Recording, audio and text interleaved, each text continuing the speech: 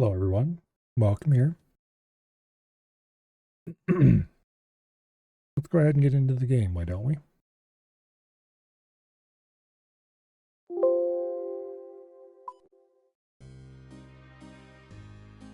All right, let's see.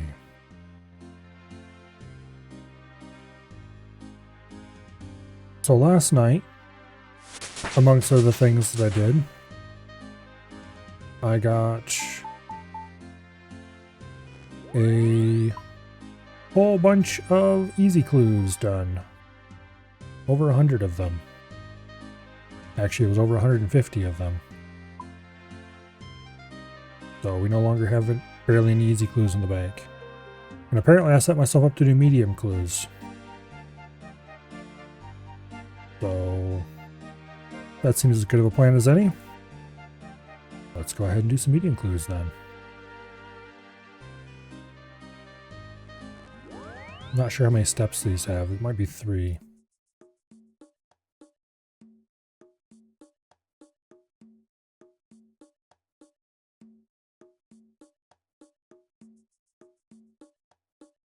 Okay.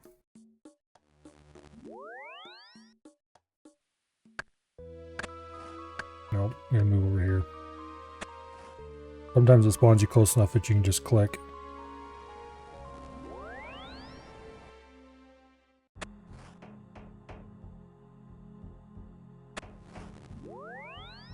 Okay, first casket. I don't know if we're gonna do the whole stack of 100, but we'll see. Medium clues contain a lot of valuable items that I need right now.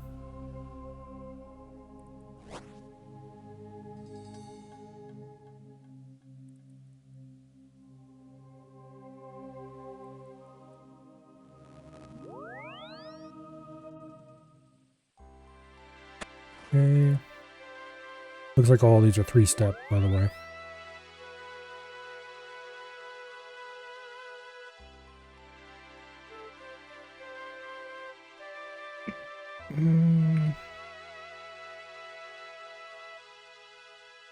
On to the next one.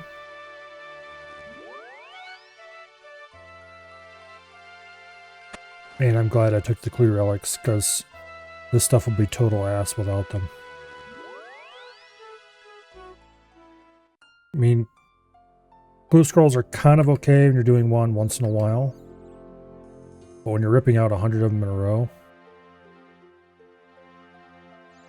it's the exact opposite of okay.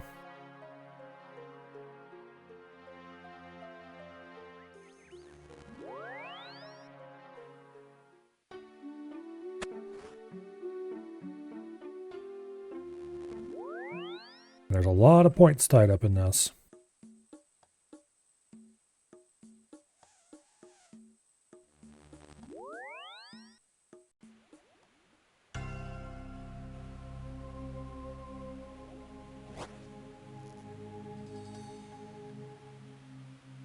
Okay. Hello, Treebeard.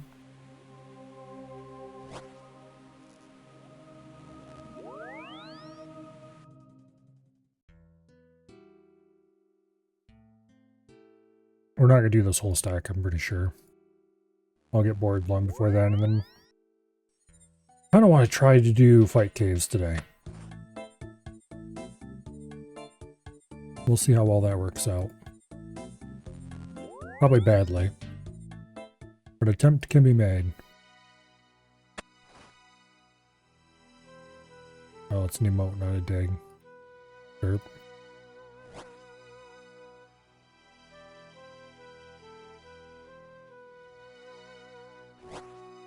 I really hate emote clues. They require me to switch to a different page in the UI.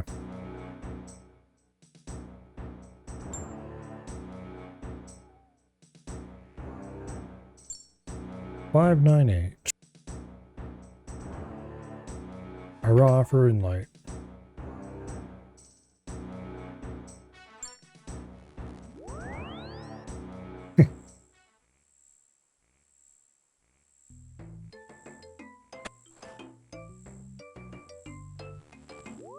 Coordinate clues are the best ones. Go to a spot and dig.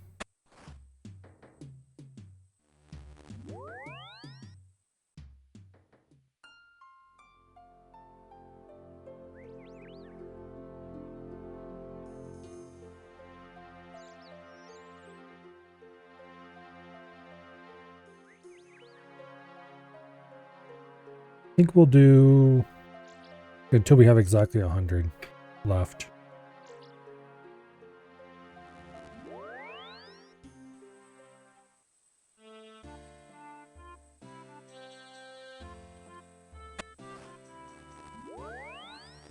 Okay. There's the fool we need to talk to.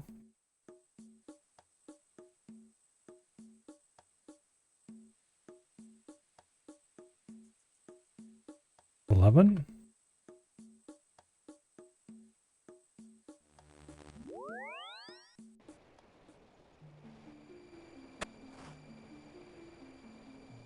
Wonder if there's any challenges related to just going underground or underwater.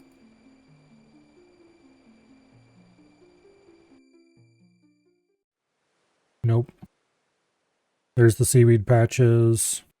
Through there is where you can go do drift net fishing. I'm not actually sure what's over there. That might be the agility area. Stuff scattered all over down here. But there's quests you can do to get the ability to breathe underwater. Or rather get equipment that allows you to breathe underwater. That we don't have.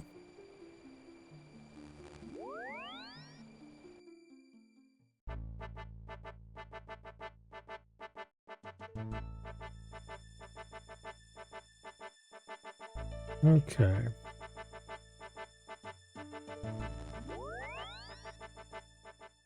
wonder what the question is that it has two answers, 19 or 20. Also, why is my run toggle? Oh, because I went underwater like a dumbass. Okay, what is the question actually? How many gravestones are in the church graveyard? 19 and 20 are both valid answers. Interesting. Apparently that is not a valid answer.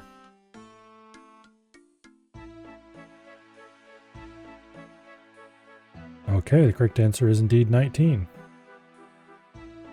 Interesting. RuneLite lied to me.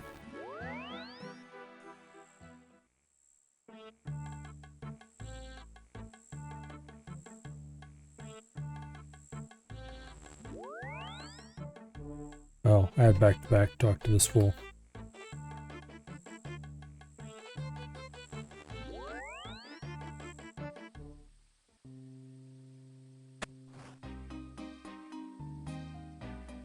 Although the digging someplace challenges are about to become harder. Past medium clues, they used to start spawning enemies when you dig there. Which is a little bit annoying.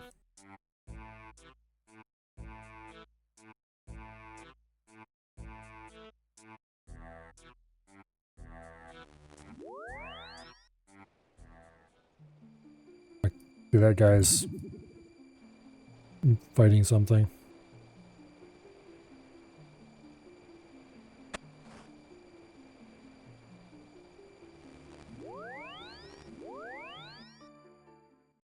Hello, Professor.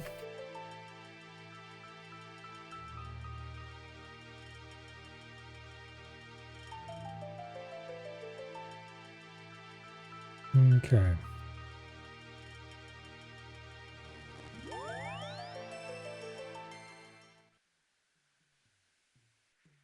Search the chest underneath the red dragon's head in the exam center. Kill Barbarian Village Outpost, receive a key. I mean, sure.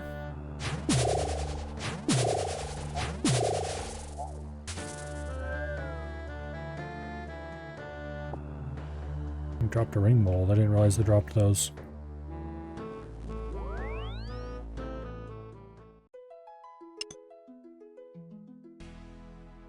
Interesting. Oh, dig site exam center. Okay, yeah.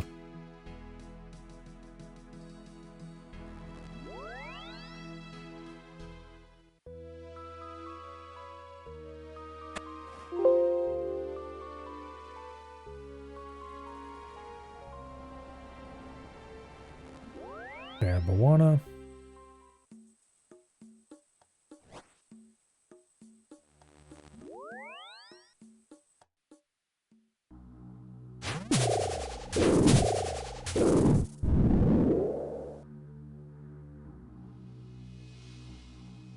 key.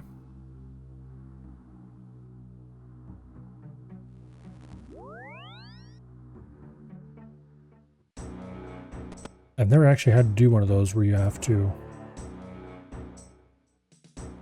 Oh. I need a key that's... Even though we got back-to-backs, I still need to come back here and get another key. 3 law runes. Won't say no to those.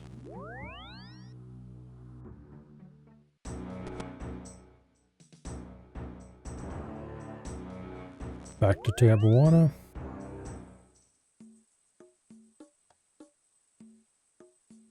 And then Draenor, and then we're done with clues for now. Alright, let's go to a bank. And let's...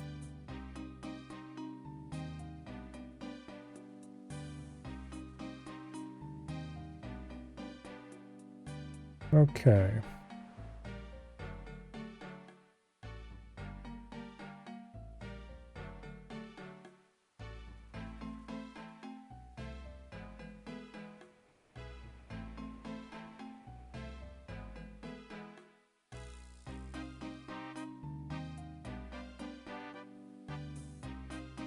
Now,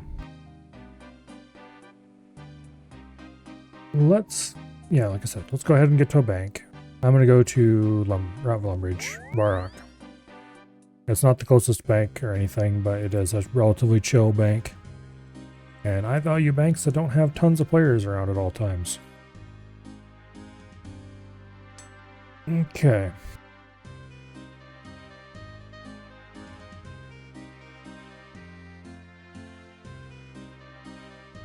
So Fight Caves have 63 waves. The 63rd wave is the boss.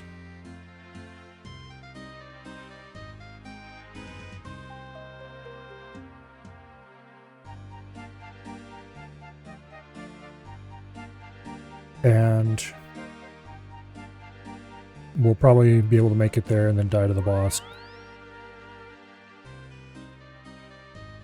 He's a, what do I call it? Alright, let's open these first, though. Ooh, Fire Battle Staff. That's nice. Lumberyard teleports that I'll never use. Cat Mask. Another Fire Battle Staff, and our Chaos Banner, which is kind of cool. Prior Hat, another Fire Battle Staff. How the hell many of those are in there anyway? We'll drop the obvious junk. I don't need multiple Fire Battle Staffs, we'll drop one of those.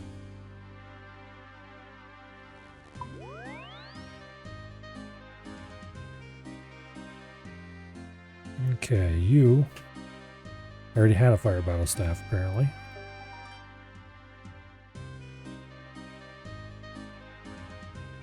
Alright, back to opening. Mithril Plate G. The Mithril G set is really nice looking. Pest Control Teleport. I don't think I have access to Pest Control. Bandos Cloak. Green D'hide Chaps Tea. Okay, those are less cool than I had hoped. I was hoping for God D'hide of some type. Holy Sandals. That's a pretty good pair of boots.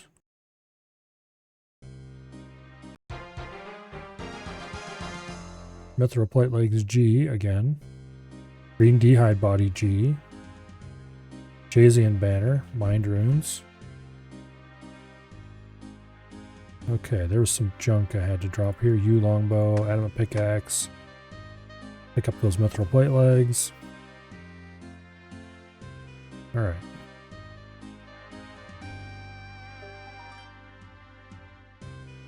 The Bandos Cloak +3 prayer bonus. I think we might end up using that as one of our main combat items.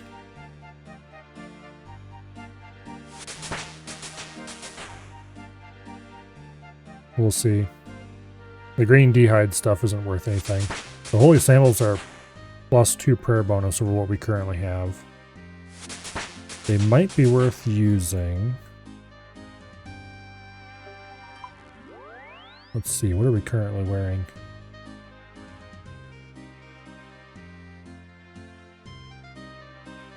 We're wearing the Team Cape 0. Yeah, that's not worth keeping around for us to wear. It's a valuable item, but it's not worth wearing as far as bonuses go.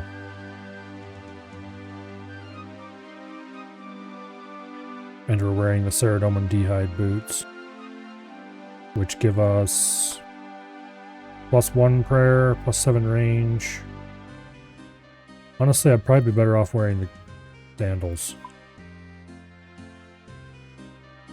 because we don't need the range bonus.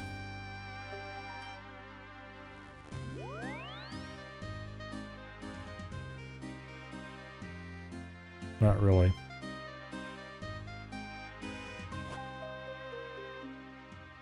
Let me think about it.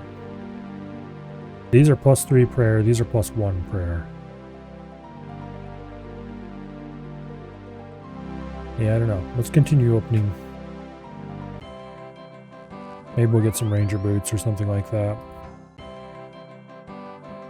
Another Bandos cloak. More holy sandals. Not really what I wanted to see. And for the last one, okay, we got ranger boots.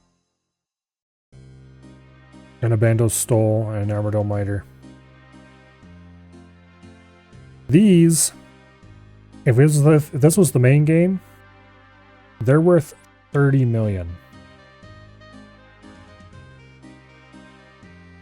Which is nuts.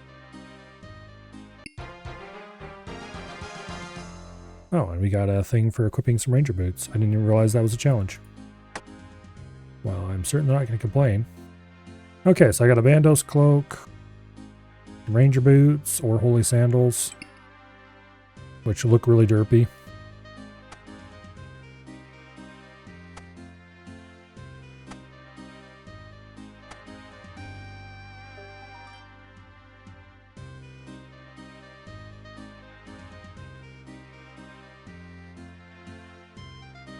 Okay. So this would give us significant bonuses, but not prayer bonuses. The stole is probably... How much prayer bonus is that? +10. That's a lot. I'd really like some more God D'hide.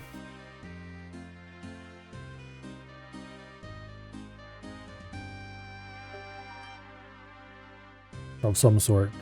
Maybe we should go do some...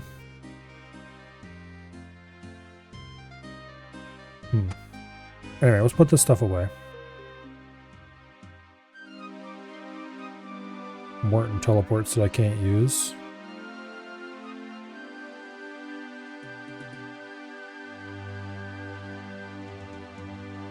Most of that crap is just duplicates.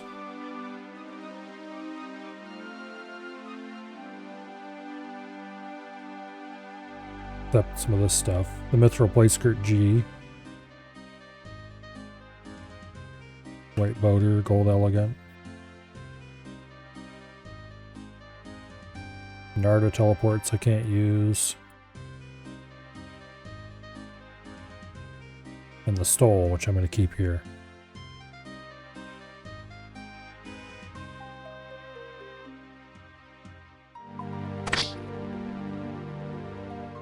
Okay.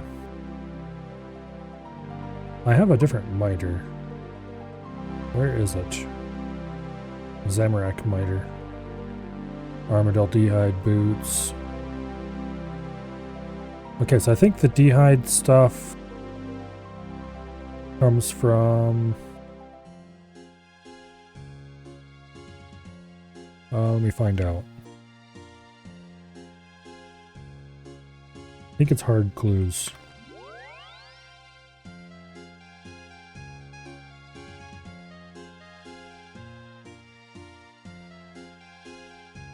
Yeah. It's 1 in 1600 from hard clues.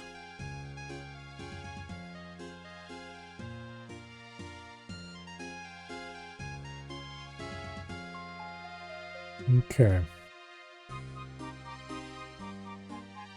Well, each piece is 1 in 1600. It's higher than that to actually get a piece. Particularly in leagues where stuff is boosted.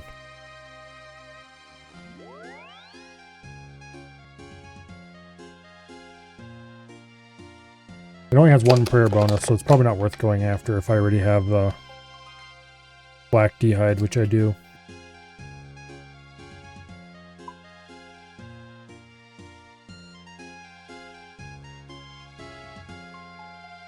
Go ahead and move those over. I don't have black d'hide vambraces though. Amulet of Gory, the stole is gonna be better. Let's see, 10, 15, 18, 21, 22.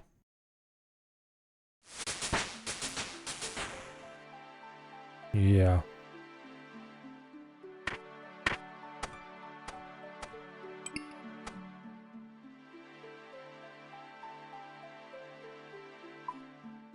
I'm pretty sure I can't get... There's a thing for getting 30 prayer bonus.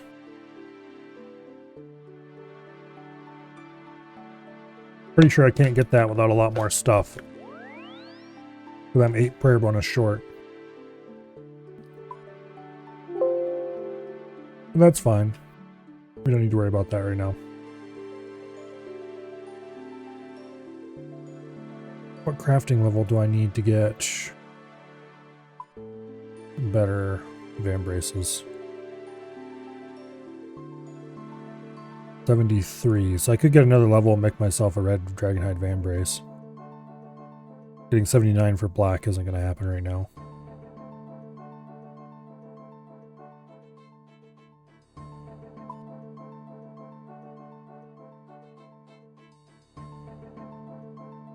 If it wasn't for those stupid sandals, we'd actually look pretty distinguished this way.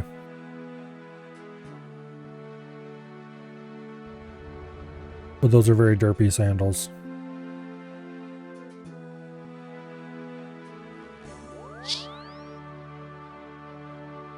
Anyway.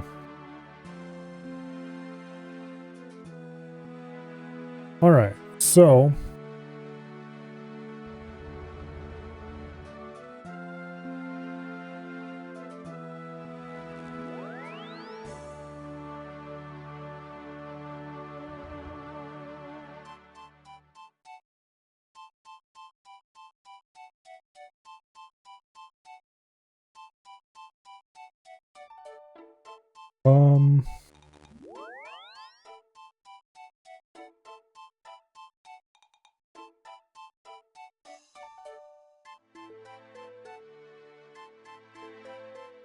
let's see.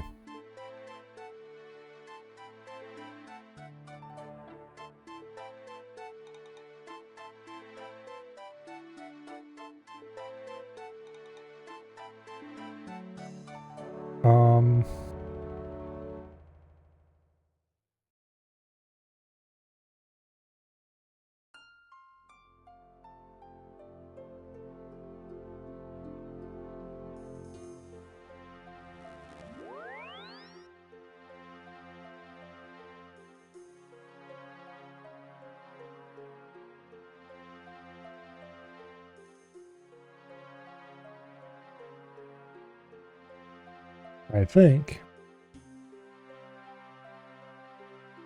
that the best way to figure out the fight cave is just to go do it. So,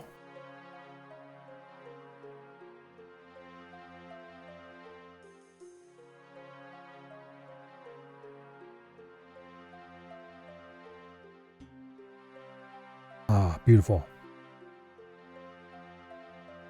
Figured out how to do that. Okay, anyway. I want you. Swap left click. No. On note quantity 4. And let's see, let's grab some stuff here. What kind of gear am I going to want for this past what I've got on me already?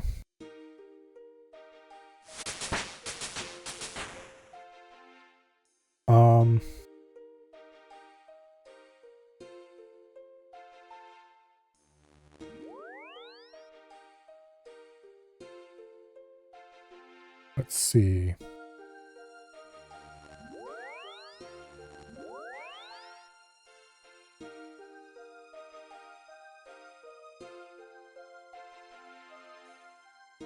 I don't think I need to bring any melee or anything.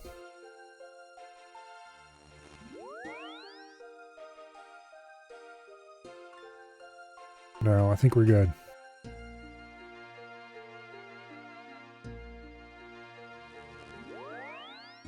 All right. Hello, survey.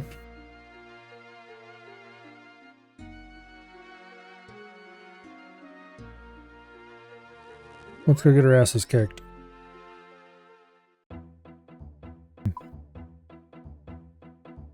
So there's the fight pit. There's the fight cave. It is over here.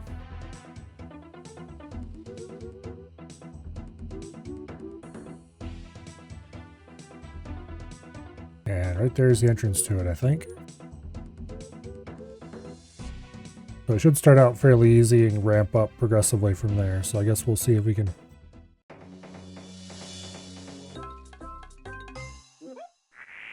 Okay, these little shits drain your prayer. But they're easy to kill.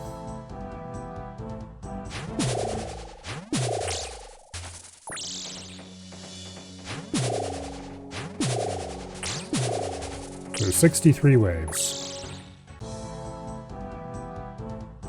I don't remember if these are rangers or meleeers. Oh, whatever he is dead now. Oh, these are the meleeers. They split.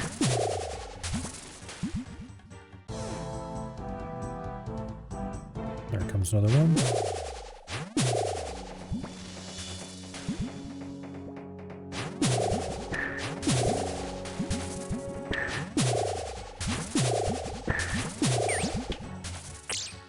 Kill the bat.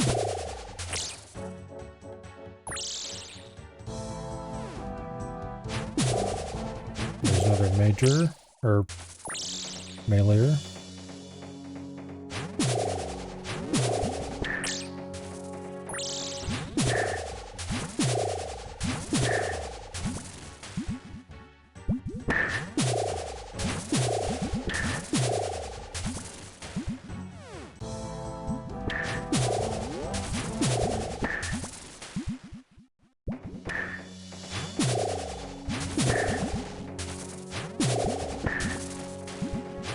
Okay. These guys are pretty weak.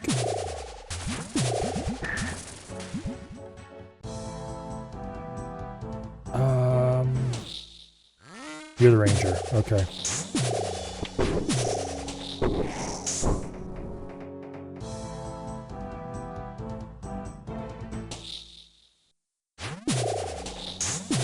I've never done this before, which I may have mentioned once or twice.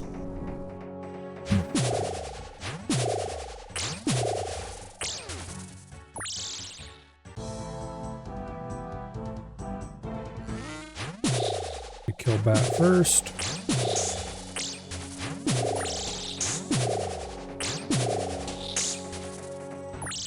So far, we haven't taken damage, which is probably a minor miracle.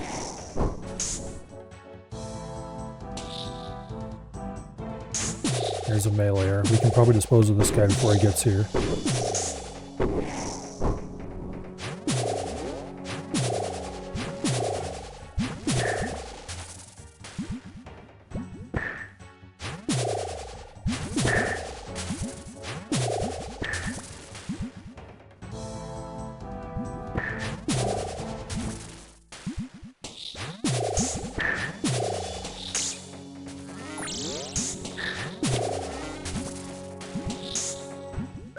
damn it. I took damage. Not that I expected we would be able to continue without taking damage forever, but... Eventually we're going to get Majors together with the Rangers. And we'll likely have to do something about that.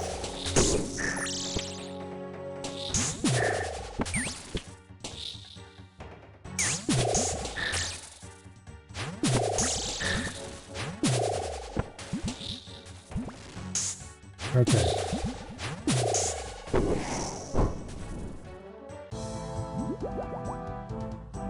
Take out the melee dude first. Melee dudes first.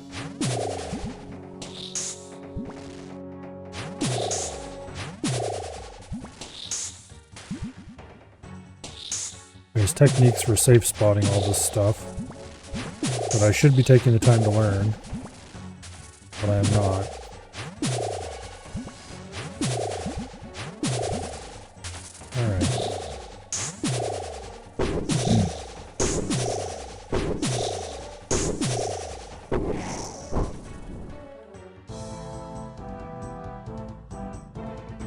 Two Rangers.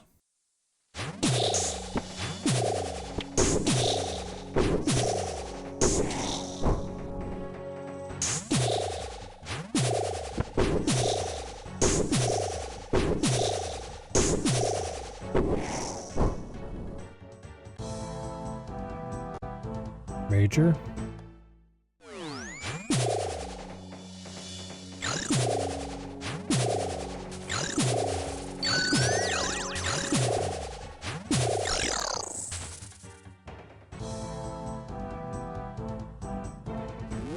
Melee bat over there. And a mage dude over there. Go kick his ass real quick.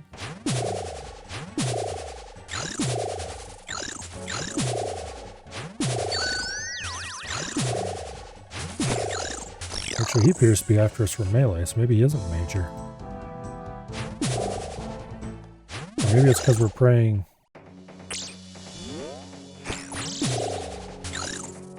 No, they appear to be melee combatants. Okay.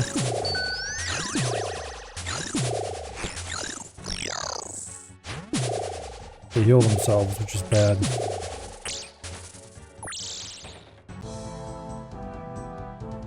More melee types. Let's look this guy up in the list.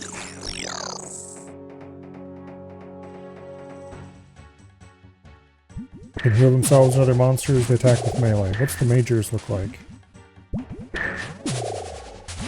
Oh, okay, those things. We haven't seen them yet, obviously. But they look like red dog things almost.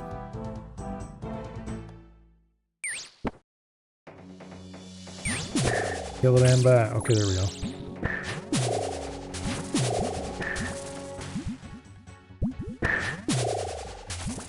All this stuff's melee.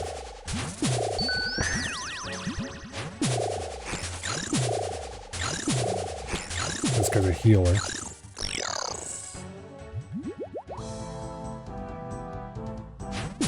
Get rid of the healer first.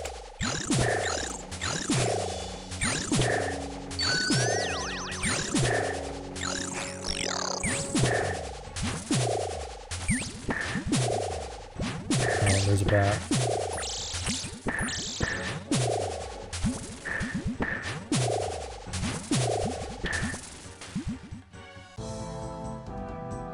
Another healer, two more blobs.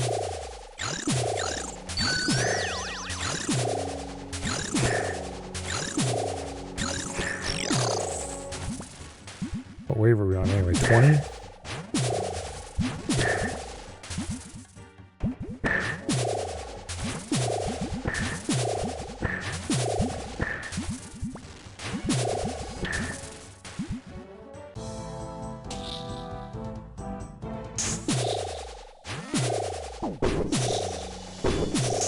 Okay. Lovely.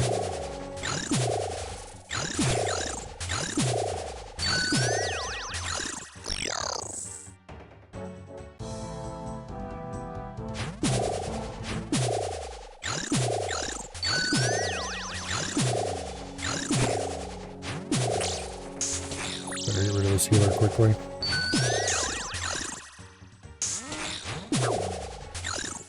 Okay.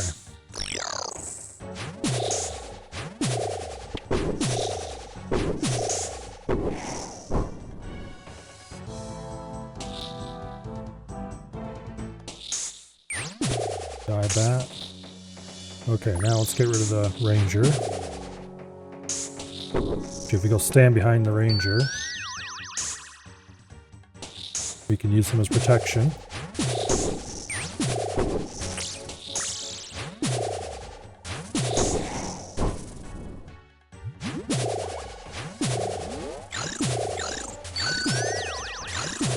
Okay.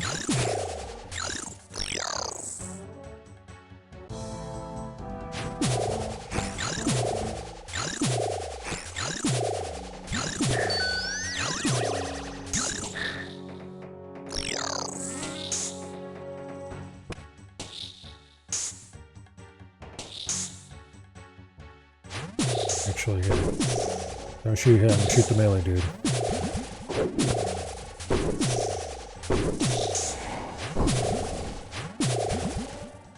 Game notification tried to kill me. Not that I would have died, but...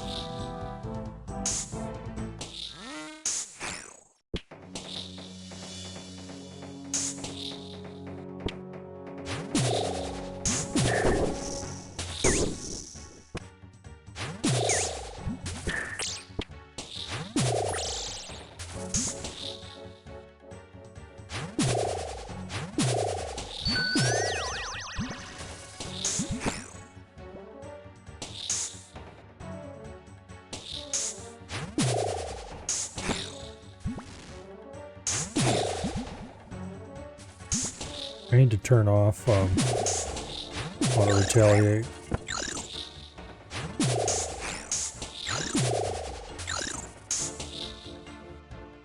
Because it's going to get me killed later. That's not how you're supposed to fight these guys, by the way.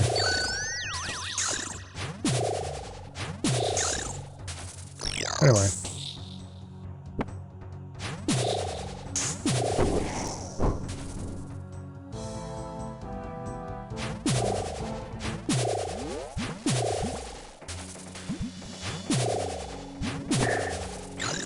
We can get rid of all the melee types before the ranger gets here. It's a dumb way to do that, but oh well.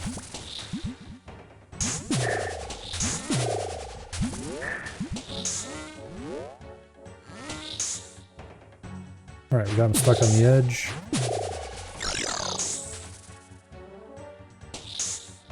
Nope, I should have shot him first.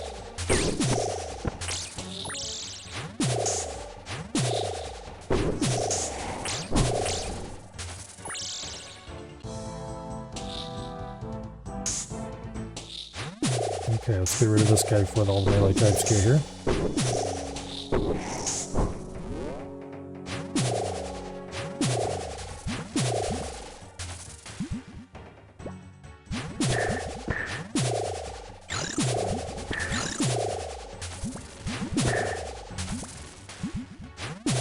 Okay.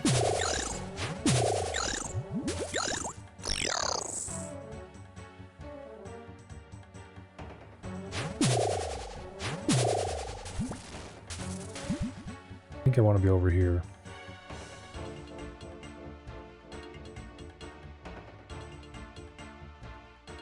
Might be a better place to hang out.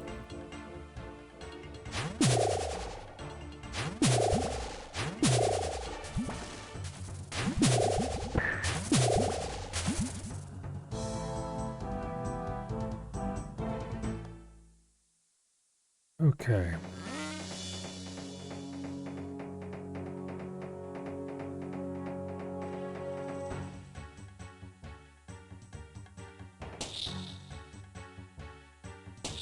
How dare you?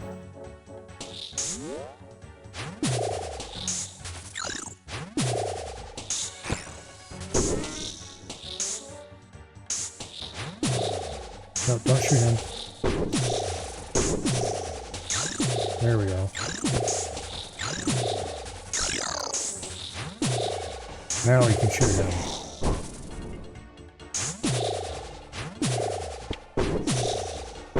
Maybe we're behind this wall would be a better place to try to get them punched up.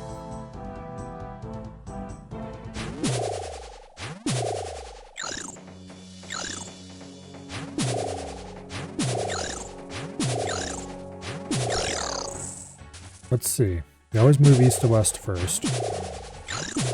Means they're always trying to move this way.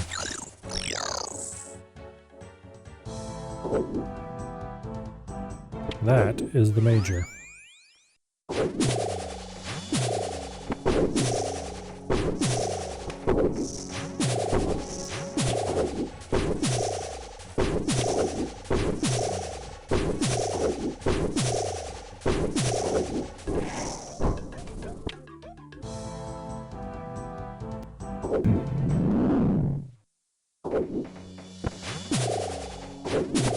Okay, that dies first.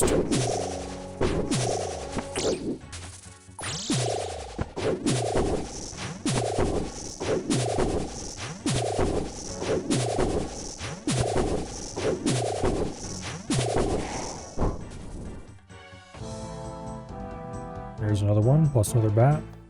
Major? Not that kind of major. Mage as in magic. Thing who does magic.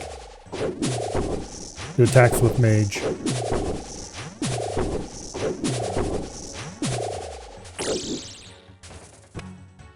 We have rangers, majors, and then everything else is melee.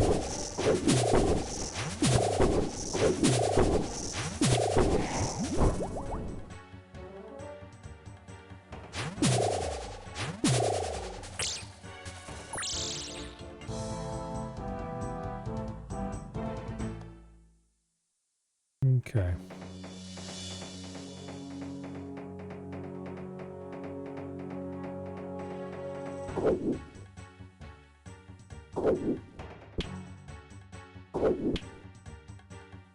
I shouldn't have moved out. I gotta kill this damn thing while...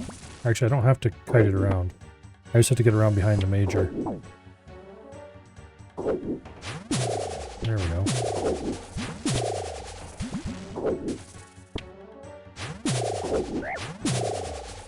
How dare you?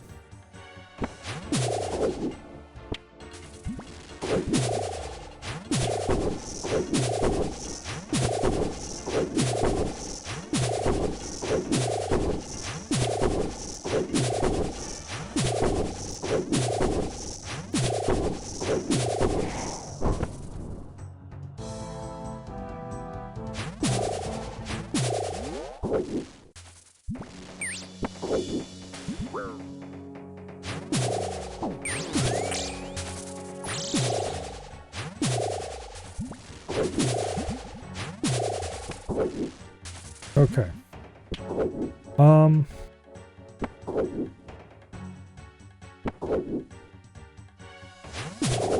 Yeah.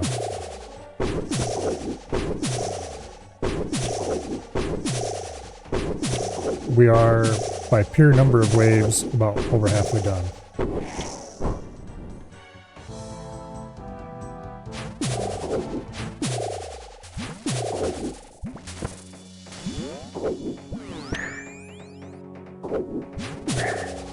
Murder these little shits quickly.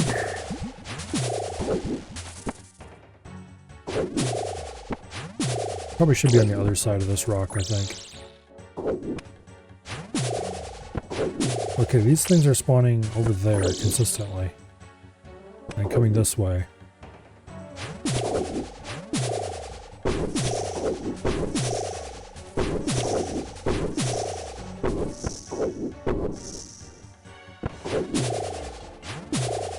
Yeah, I don't know.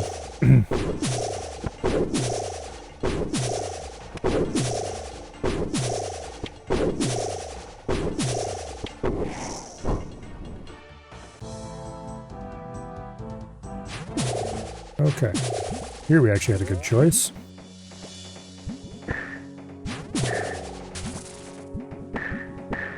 We managed to trap the mage one behind that rock. We can deal with all the melee types in here safely. Thankfully these things are weak and squishy.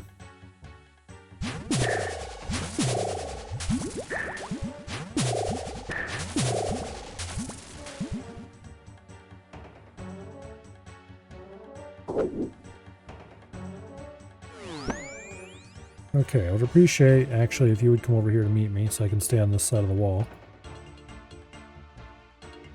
Nice.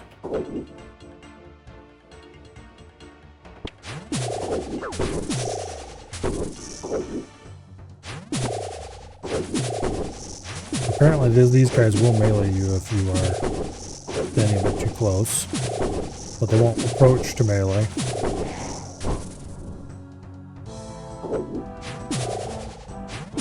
We've got a ranger coming in from over there. This is non-ideal, for sure.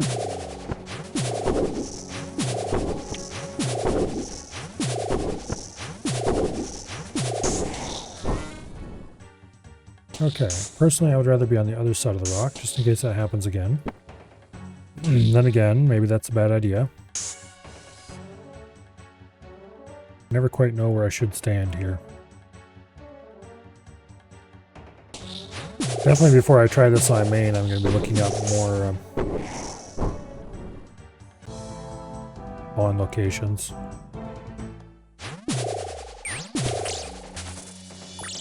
Okay.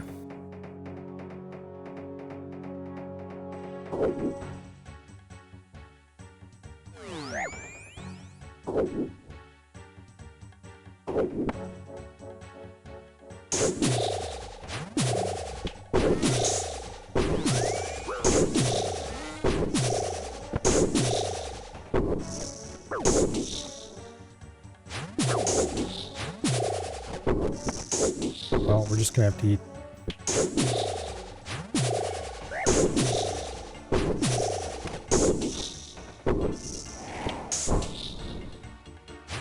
Okay.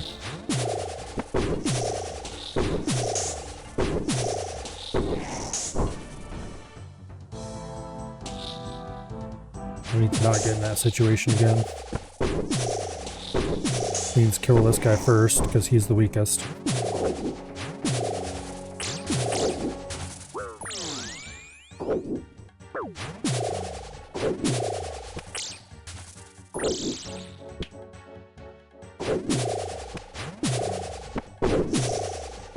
Let's see.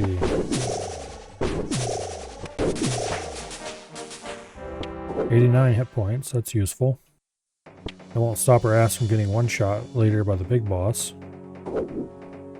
But if I had a longer range weapon, I probably could have stayed back out of the ranger's way and dealt with the mage dude.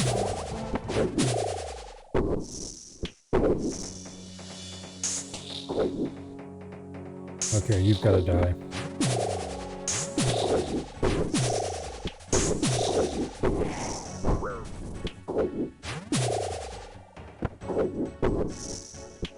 Now. There. We can hold the melee dude behind the mage one until the mage is dead, and then we can switch to melee and just deal with the melee guy.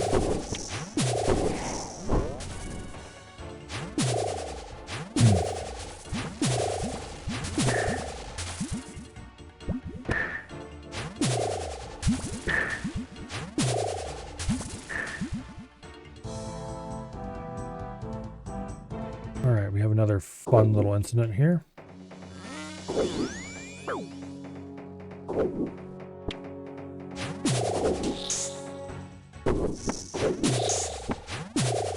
Deal with that dude first, please. Actually, deal with the bat first. Now I'll deal with that guy.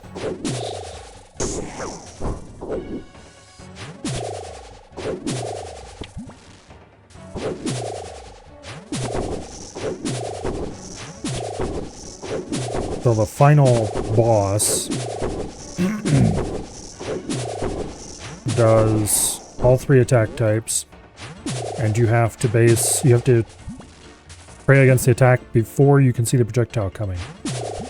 You have to do it based on his animations.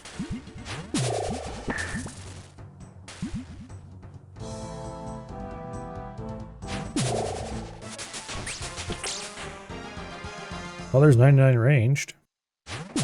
Won't complain about that.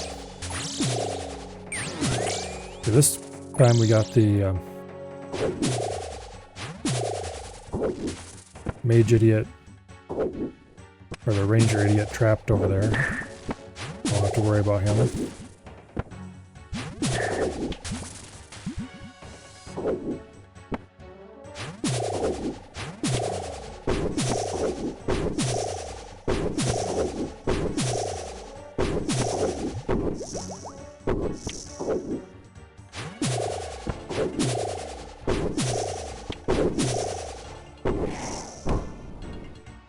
Okay. Free range, go over here.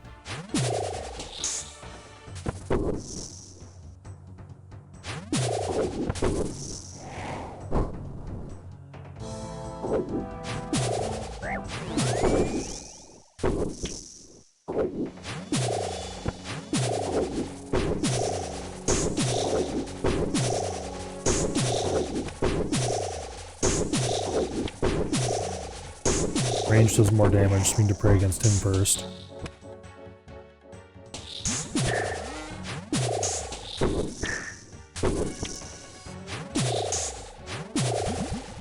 Deal with the melee dude while he's safely behind the ranger.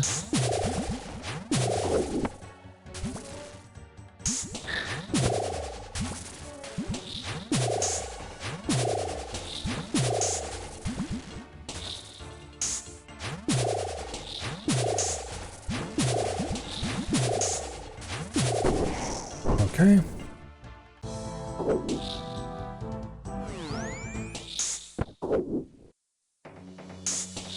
Deal with that ranger first.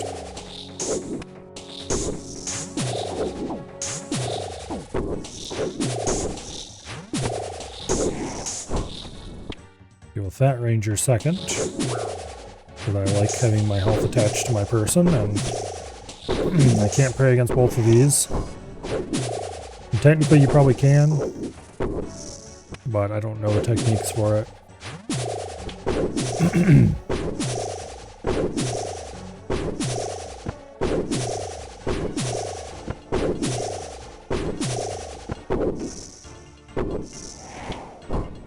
Refill our inventory.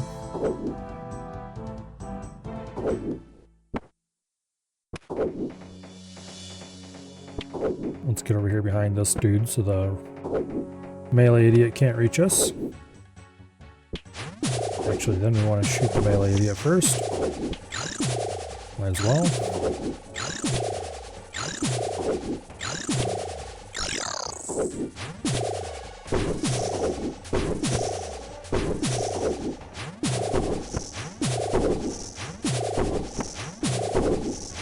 Okay.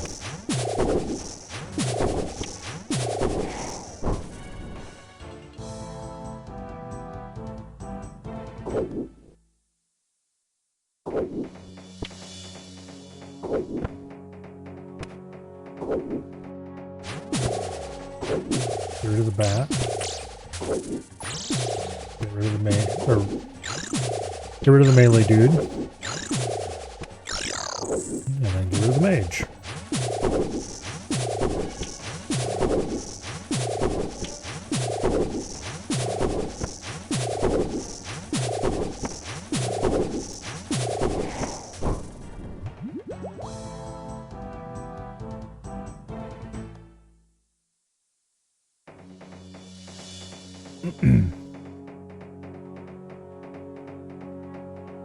These guys come around the corner.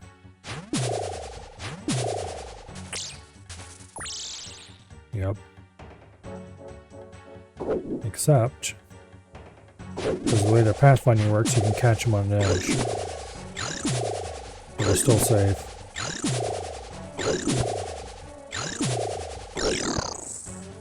You can catch enemies on each other, and you can catch them on edges.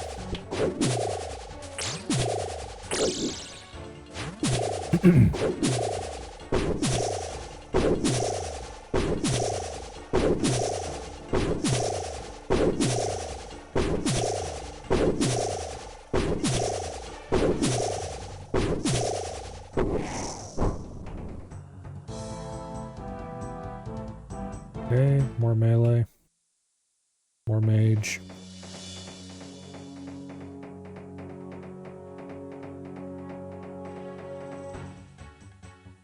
I don't think he'll be able to fire at us from there.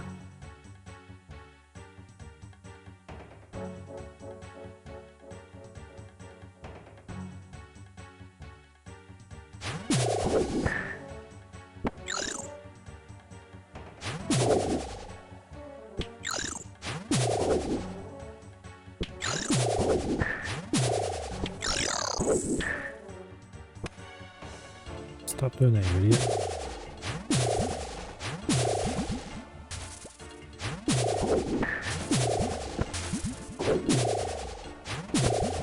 I shot you. There we go. Much better. Alright, now.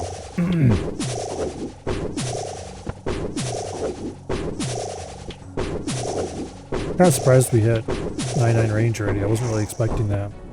I guess I did kill Sarachnis a whole bunch last night. That would make some small difference. And I should have been over here so that he would get caught on the edge. Oh well. We'll just have to deal with it.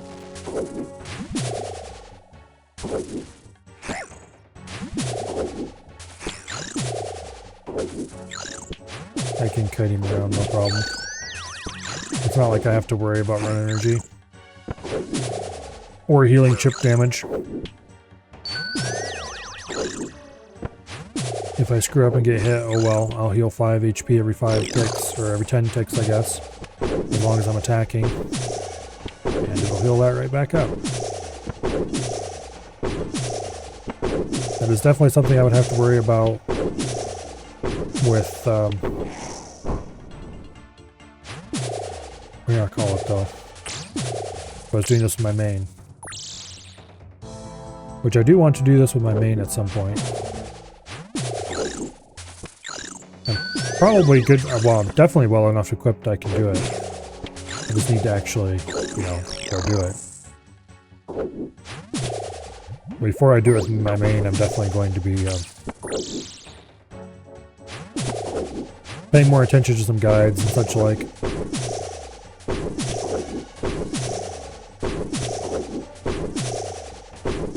In this case, I just glanced at the wiki page for a few seconds and said, let's go.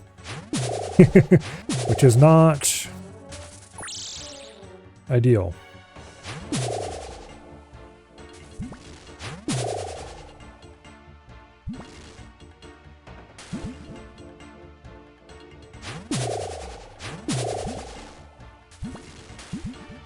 Okay.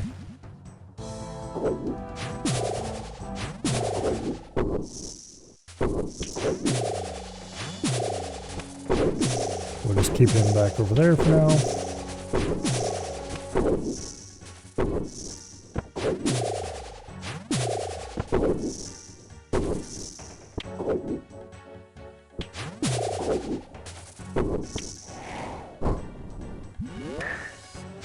There we go.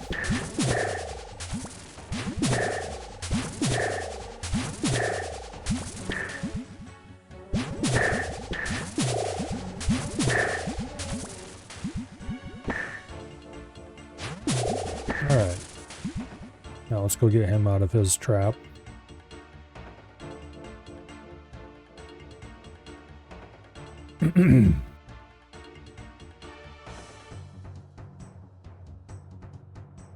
So the boss of this area can hit up to a 95, I think? Which means he can one-shot me with my current HP. Obviously, we'd have to roll a little bit unlucky to get that. But it could totally happen. If I stand right tight up against this, he'll probably slide around the edge. Yep.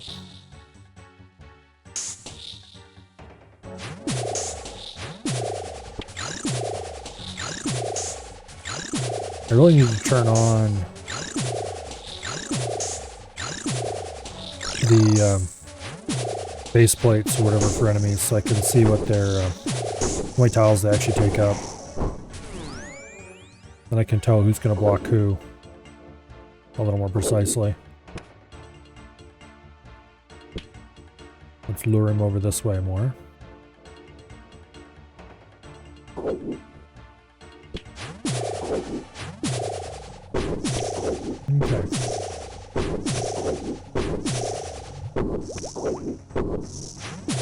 Our prayer bonus is pretty high, so we're not losing prayer too quickly.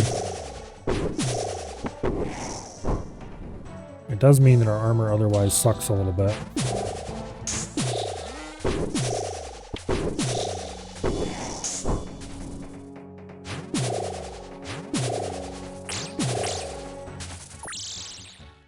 Okay.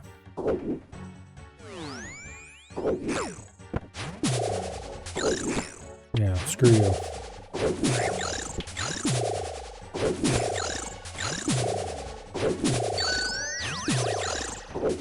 Alright.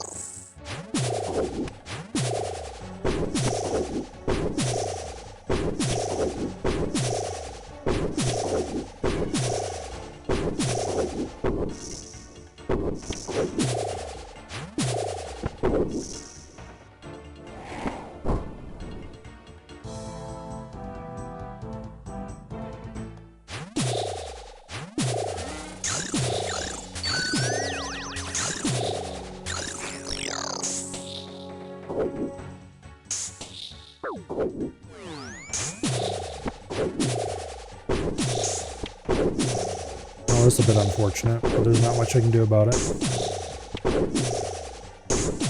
My range isn't far enough to stand back out of his range while I attack him.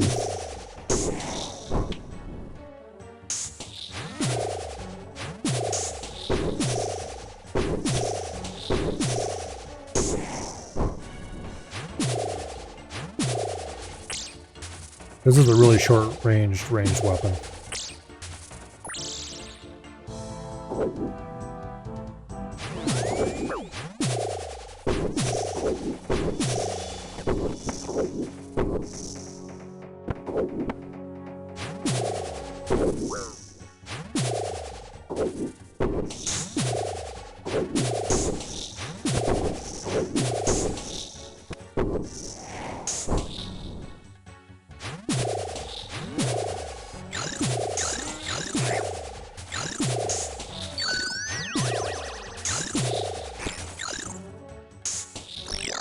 Okay. Get rid of this bastard before he can attack us much.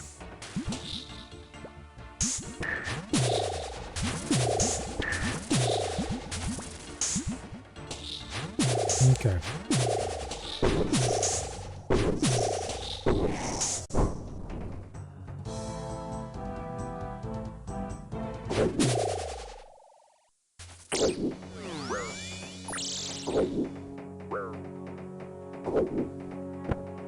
No.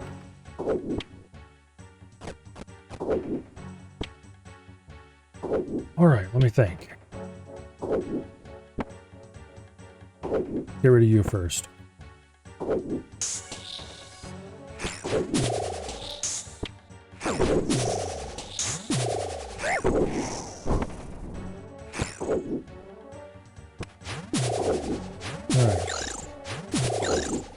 We deal with the rest of these little idiots one at a time.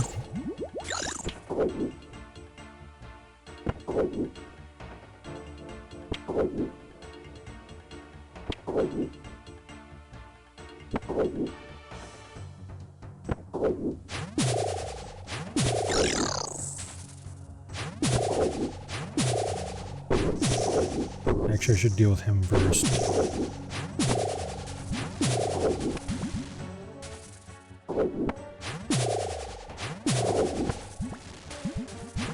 There we go.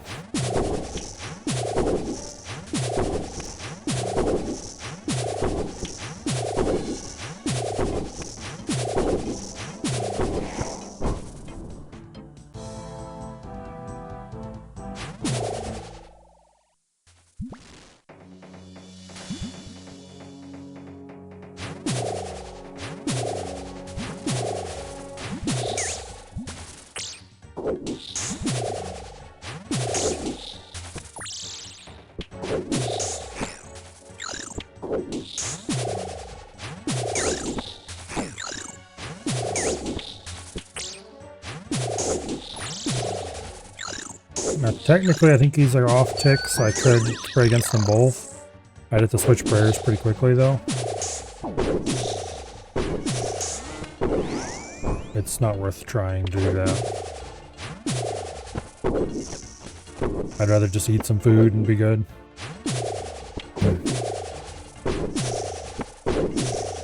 I'm not so low health that I have to worry about insta-dying if I get hit by one of these fools.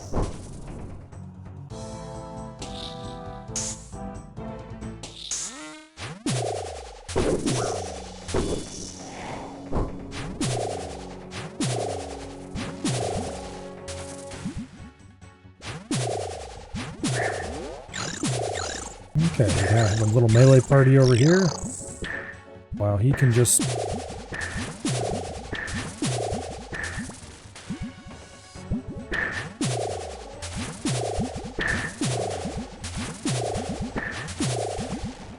wait for his turn later. Alright, buddy. Oh, I missed you. Not sure how. Let's get the major over here. And then we'll deal with him.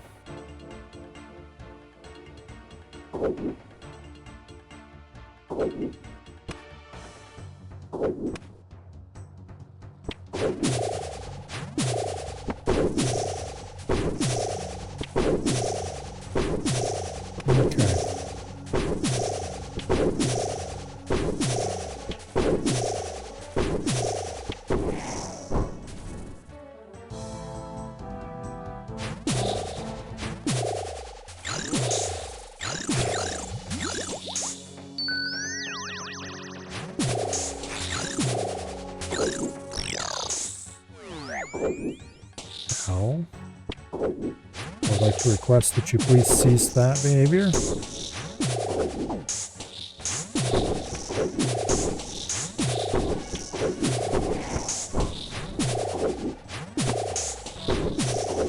The Rangers aren't that big of a threat.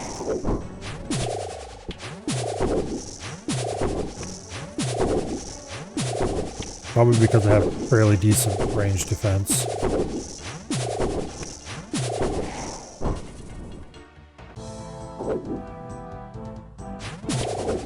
Got some melee dudes on the way.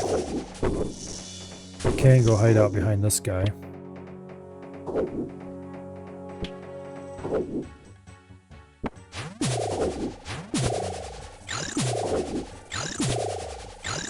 And that will make things much easier.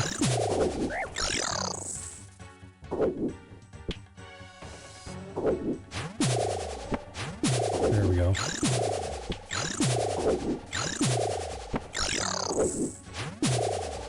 Okay. We're on wave 61. What is it? 64 when Jad comes in? 63. Okay, so we're a couple waves away.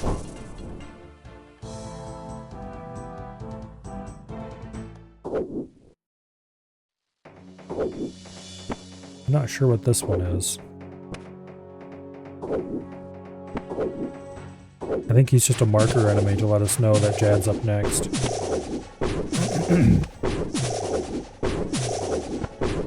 Okay, so Stomp is ranged. If he lifts his legs up, that means we do magic.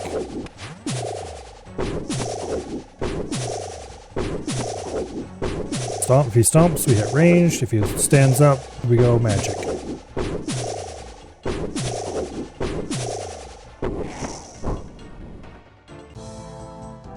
There's Jad.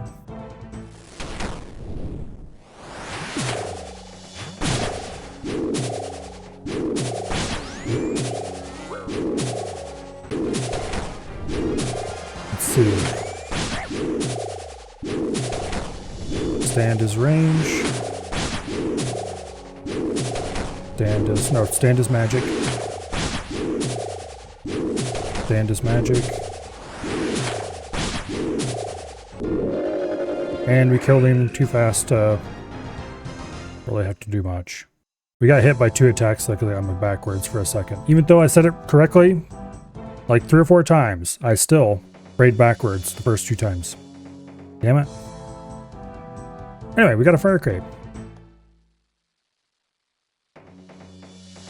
Which is a not bad cape.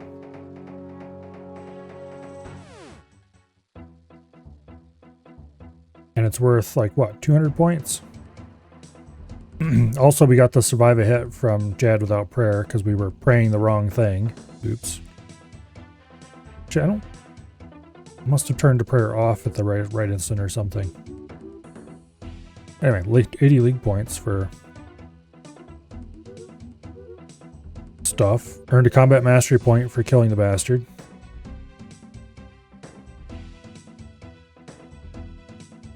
Okay.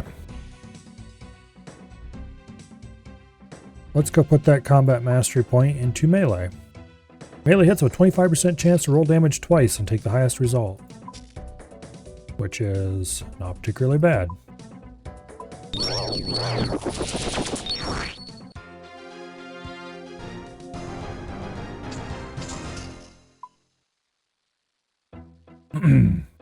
Now all we have left is to defeat Zuck, which, yeah, right. And defeat more Echo bosses, which also seems unlikely. So that is probably the last mastery point I'm going to get. However, we can get 200 more league points. Let's wear this fire cape, which is a 200 point task. That's beautiful. And then we go over here, I think it is. Never actually been here. I think that's the right place. And we can pass through this door.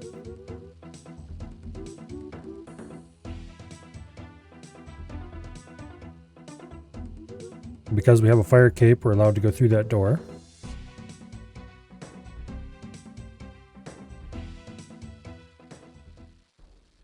Into the central area.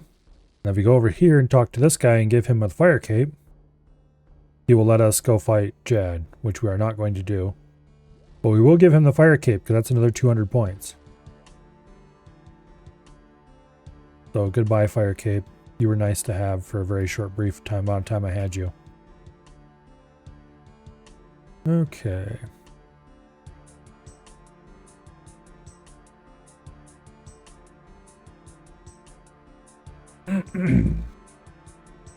Zara has special abilities. When incubated in lava, a hatched Zara retains knowledge and memories of ancestors who return to the lava.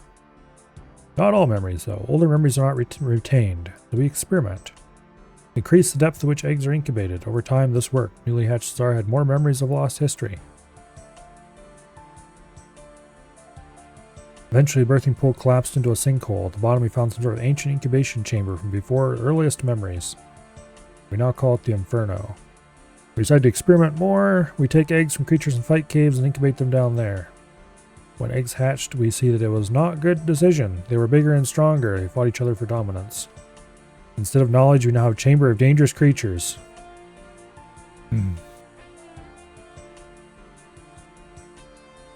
Okay. Sacrifice the fire cape? Yes. Yes, I'd really like to sacrifice it. Give me those beautiful, beautiful 400 points. Well, 200 points from that, and 200 points from wearing it earlier. Creatures down there are dangerous. You can kill some of them, be very helpful. Also give a warning, another being lives in the Inferno, one more powerful than any Tsar. Not know where he came from, all we know is that Zuck is hungry. Hungry for memories, memories beyond the Inferno. We think his goal is the city itself. Okay, luckily he's trapped in prison down there and we're keeping at bay by offering sacrifices. We fear he can't be defeated, but maybe we can hold back his creatures and keep the city safe. Okay, so we can enter the Inferno if we want to now. I will not be doing that right now. Because if I go into the Inferno, I will just be a rather swift death.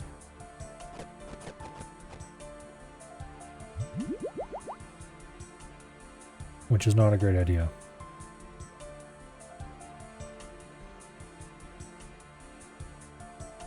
Anyway, we got 8,000 tackle from that. Too bad that's basically not enough to matter. I can't remember, I think we can come back in here without a fire cape now that we've gone through once. Well, let's confirm that to be sure. Not that it really matters, I can just go get another fire cape if I have to. Yeah, it's okay. We can't go back through it. I won't have to go get another fire cape unless I want to.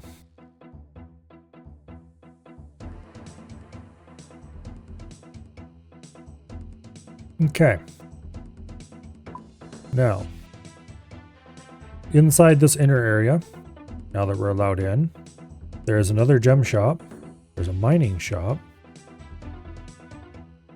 There's some runite over there. Chainmail. Okay. There's the challenges where you can refight Jad. Although you can do more than just refight Jad. You can refight multiple Jads. All the way up to 6 of them, I think it is. Which is a little nuts. And I would definitely insta-die. I never would have survived Jad in that attempt there. If it wasn't for how much damage we were doing to him. We did enough damage that we skipped a lot of his mechanics.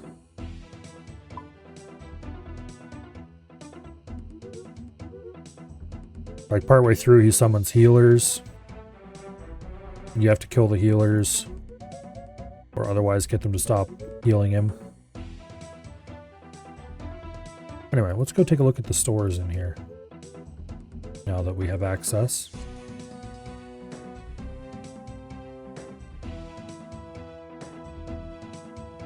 See what all things of interest we might be able to purchase going forward.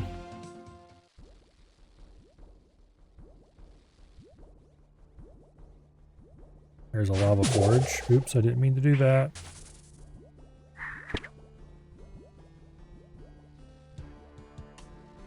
Okay, there's a bank over here. That's fine.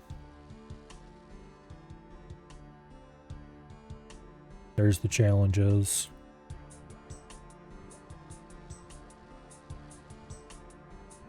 There's a fishing spot.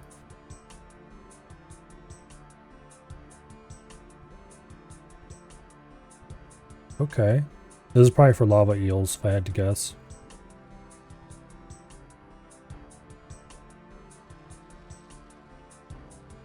There's a gem store.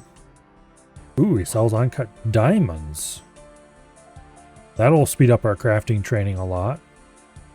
I'll have to go get a whole bunch of tackle for that.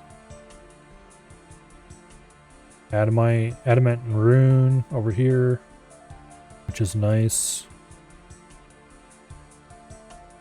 Where's that mining store actually? There was one over here somewhere.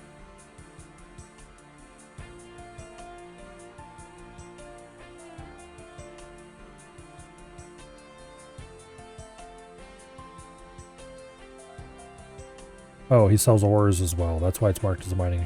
Or he even sells rune. Interesting. 4,000 tackle, which is pretty expensive. An onyx costs 300,000 tackle, which doesn't seem that expensive until you realize it's actually several million GP. Onyx bolt tips. If I wanted to make onyx tip bolts, I could do that. Without having to buy onyxes and chopping them up.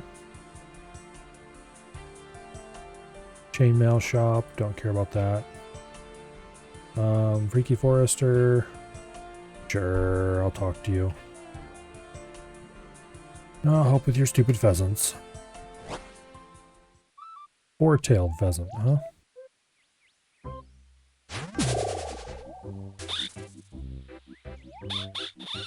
Erect pheasant.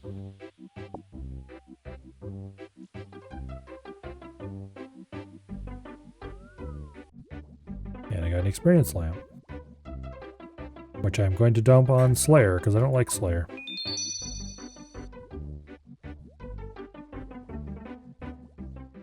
Even on leagues, I don't like Slayer.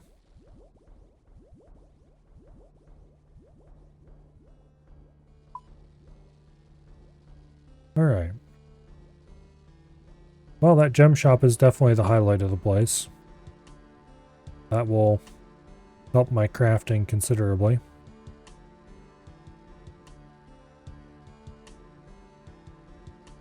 So the Inferno is kind of a similar thing. You fight through waves. I don't remember how many waves, but it's a bunch of them. There's like several pillars down here. And you can use the pillars to hide behind, to stack up enemies, and defeat them a few at a time. But there's little enemies called nibblers that spawn on a lot of the waves. And they will try to destroy the pillars. So you need to kill the nibblers and then get behind a pillar, let the enemies stack up, unstack them in various creative manners to get them to come over to you one at a time so you can kill them. And then once you've cleared all the enemies in the wave, the next wave spawns. You do the same thing all over again.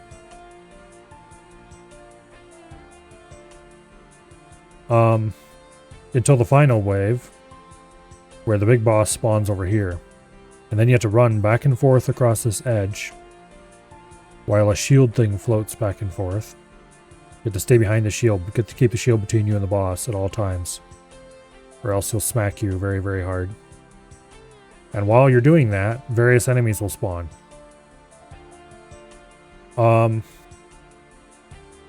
Jad will spawn, the boss of the fight caves. He'll actually spawn in some of the previous waves as well. Multiple of him. Like there's one of the last few waves before the actual final boss will spawn 3 Jads, I think.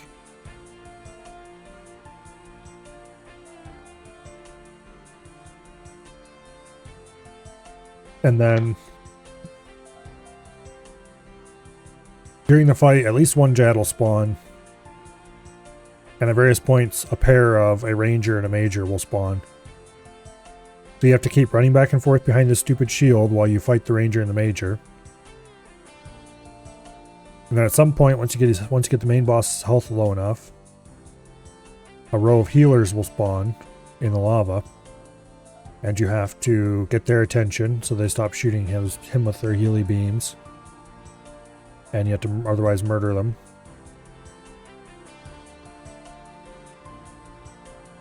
Meanwhile, of course, the pairs of Major and Ranger are on timers, so they'll keep spawning behind you.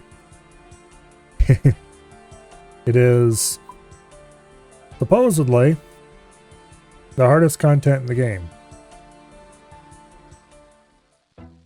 I've never done it, so I can't tell you whether it is or not, but I would not doubt it.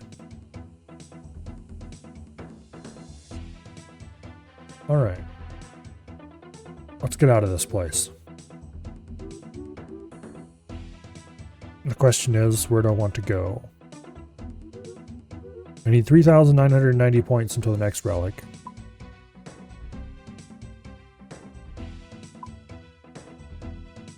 I don't even know which one of these I want, is the thing.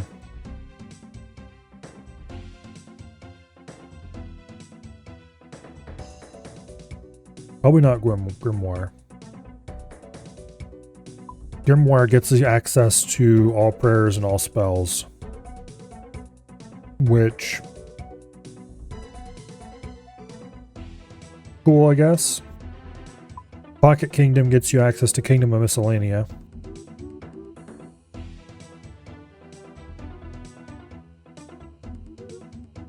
For half price and double speed.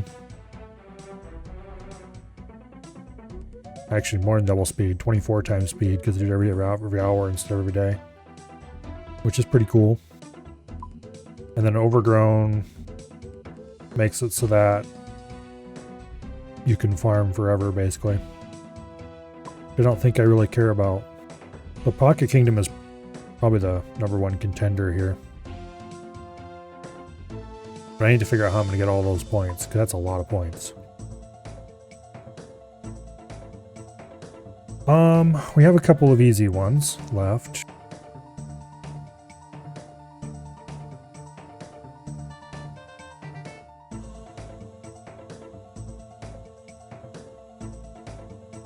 I already went through all the really hard ones. Most of those will never be completed. I could do 25 Echo Bosses.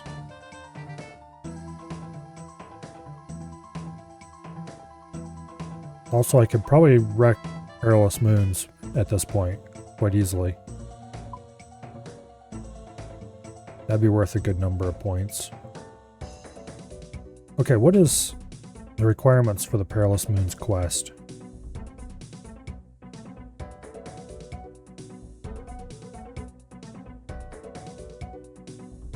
I think I have everything I need at this point. I'm ready loaded up for combat. Okay, let's go do Perilous Moons.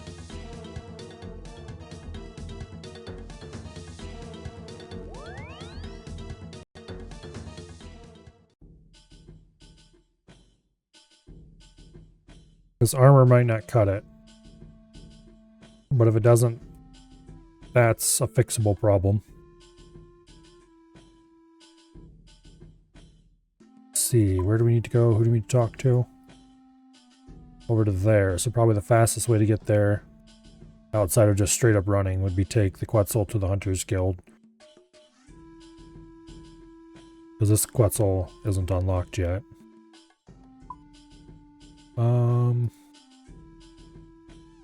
I'd have to build that Quetzal's thing, and I don't have the supplies for that.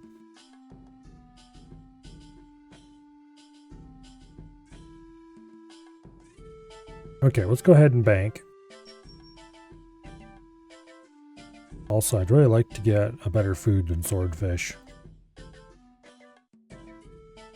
Oh well. That's a future Milo problem.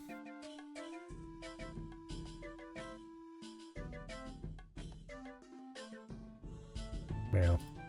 This is one way to get ourselves better armor, that's for sure. I don't have a teleport. Let's just run over there. Shouldn't take long to run over that far. Not with infinite run energy, anyway. Right, if we took the Quetzal, we would just ended up over here, so it's not that much of a time save to take the teleport. Particularly not once we go down to the bank. So this should get us access to Camtorum, which is actually has some interesting skilling opportunities in there that I want to experiment with. There's a mine there where you can mine bone shards and stuff, which apparently is pretty good prayer XP. Of course, I don't need the prayer XP because I have much better sources of it. Actually, can I run up this little hill here? It looks kind of like it. Yeah, I can. Good. There's a weird little pointless bridge right here they could have just built around, but it looks cool, so. Teku salamander. They're a hunter creature. There's the Quetzal site. If I had the supplies, I would definitely build it. Okay, questing time. It is my right and duty as a follower of Renewal to document what has been found beneath your city. Your beliefs do not grant you a right to anything in Camtorum, nor to document things, and especially not to get yourself killed. I don't want to give Fortis any excuses to come knocking on our door and investigate your untimely and idiotic demise.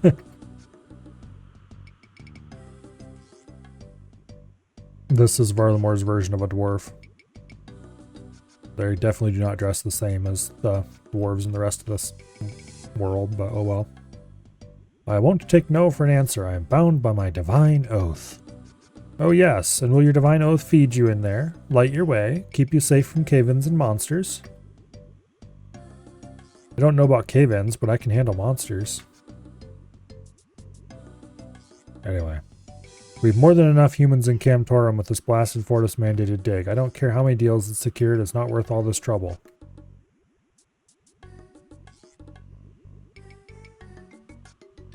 I'm sent to tell you that some creatures from the ruins managed to bypass our defenses. It escaped through the mountain overflow spring to the northeast. Okay.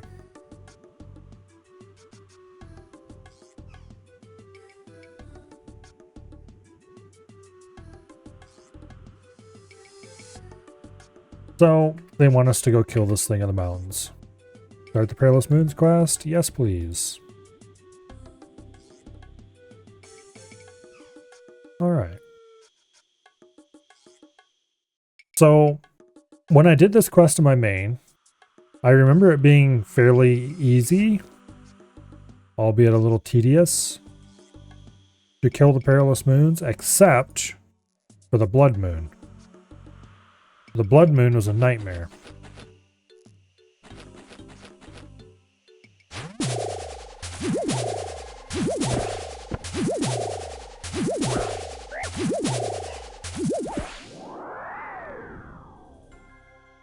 So I guess we'll find out what it's like this time. And also, I'm pretty sure you're supposed to kill these things with melee weapons, but screw that noise. We have ranged weapons that don't miss.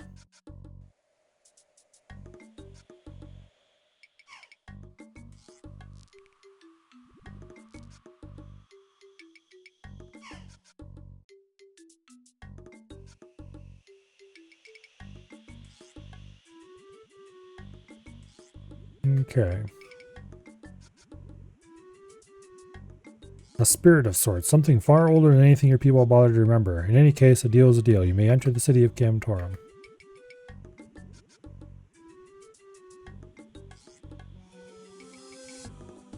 Okay. If either of you cause trouble, you're both out. Now hang on. Alas, we're stuck with some nut job. Okay. We should speak with the archaeologist in charge of the dig. Alright.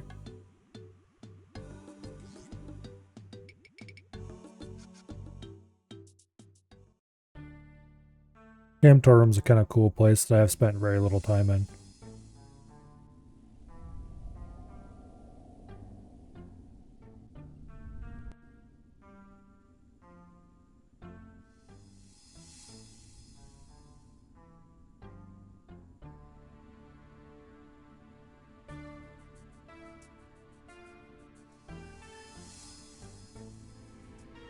Got a fairly impressive...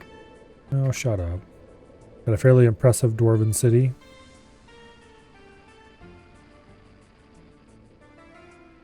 Complete with a bunch of stores that might come in handy. There's a magic shop, a mining shop, a jewelry shop, herbalist, general store. Somewhere around here, over here's the mine. Oh.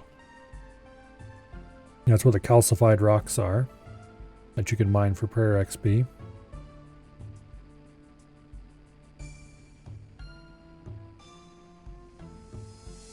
There's an anvil and a furnace not too far away from each other.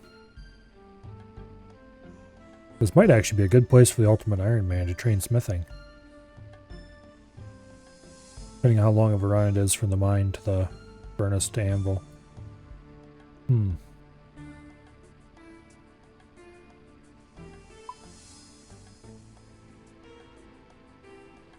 Let's go check out the smithing shop and see what they sell there.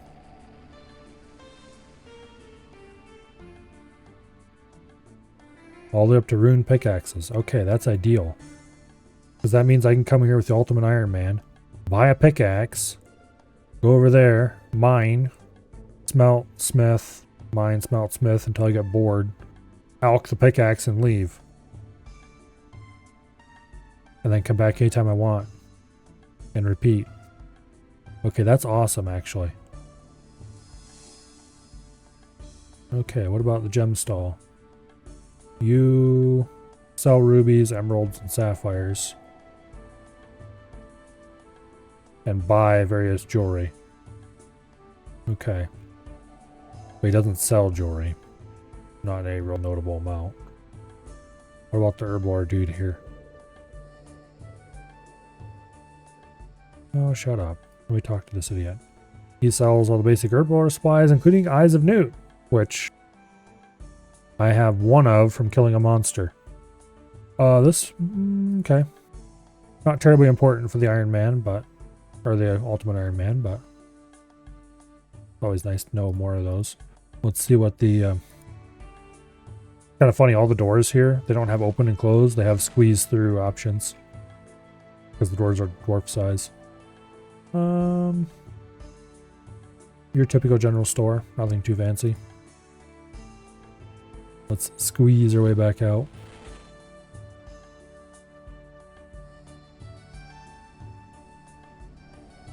There's the bank.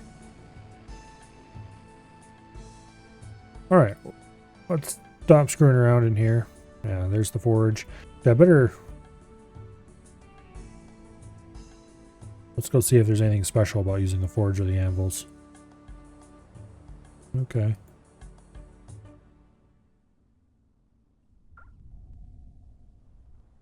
Blacksmith sells swords, warhammers, up to adamant. Nothing better than adamant. Talk to him. Yeah, anyway. There's a hammer there too, which is also great. Because that means you don't have to keep a hammer in your inventory. Oh, this is like perfect. Let's go down and check this mine out. It's a bit of a run to the mine.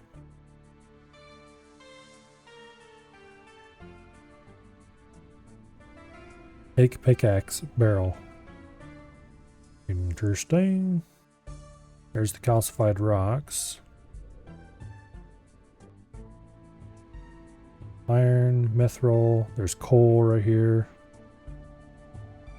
Not really a whole lot of coal, but coal. Okay. If you take a pickaxe from the barrel, you get a bronze pickaxe. Okay. That's what I wanted to know. That's what I expected too. Alright. Okay. This place meets my approval. It would be a little bit...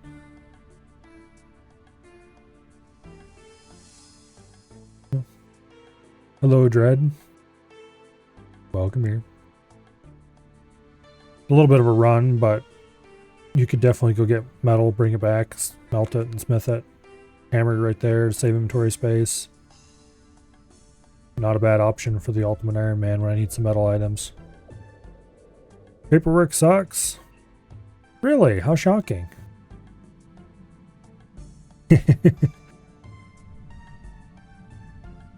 Okay. Cave-in. Revealed. I'm here to lead the dig and see what we can discover. Seems to be a lot of ancient ruins popping up lately. Gilnor has been around for a long time. We're really just only starting to scratch its surface. Okay, can I be of any help with the dig? Seems our expedition has already gained a couple of new recruits somehow, but what I really need is someone more proactive who can fend for themselves. You seem perfect for the job. Meet me inside the ruins. Alright.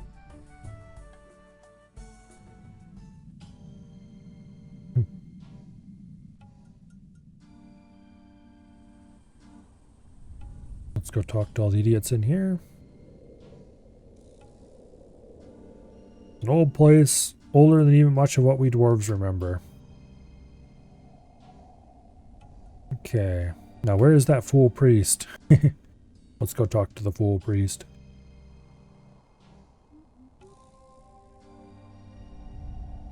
This is sacred ground. This is most obviously a shrine built by emissaries of renewal. You see a picture of a creature eating the sun, and instead of a warning, you see evidence of your god. You really are beyond saving.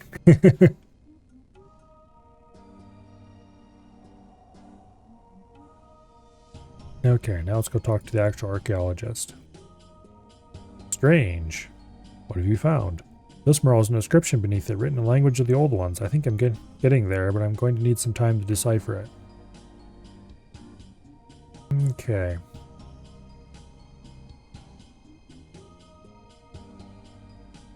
Surrounding caverns are quite large. If you could take some building supplies and set up some camps in each of them, that'd make further exploration a lot easier.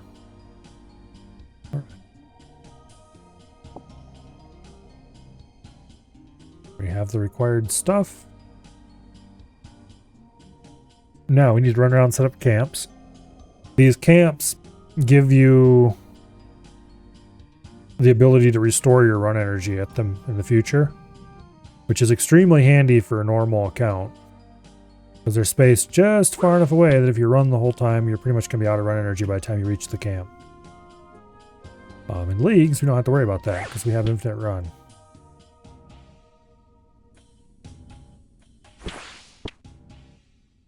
So basically, you run through these enemies, You build the camp. And then in the future, you can just come back here and click on that and get a restore. In typical British weirdo fashion.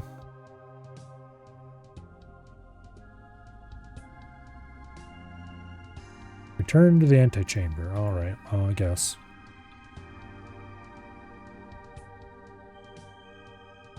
This place is a bit of a maze. I never really figured out my way around here very well. It's not actually a maze, but it sure feels like one. There's various entrances that all tie together in weird ways, and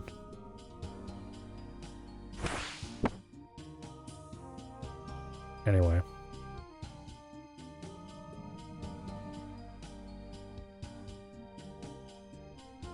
Now we go through there.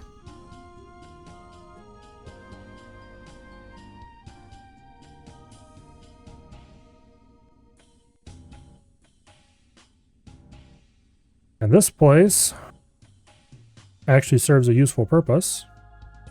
You can collect various materials here that can help with staying alive.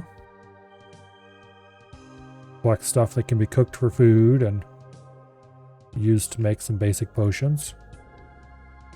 I don't remember how it all works. If I remember correctly, you can set traps between these rocks and capture creatures. I don't remember what they're good for though. And then there's a waterfall somewhere. I don't think it's in this room, but it's in another room kind of like this, where you can capture a certain kind of fish that you can cook.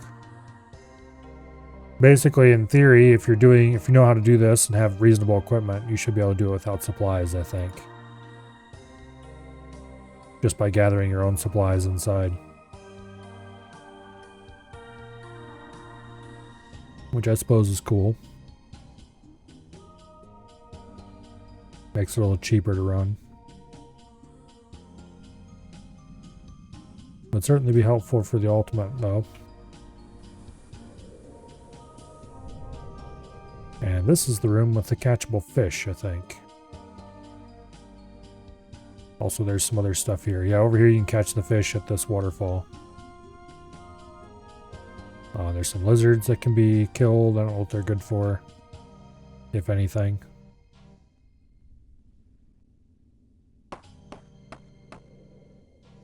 These crates have tools that you can use.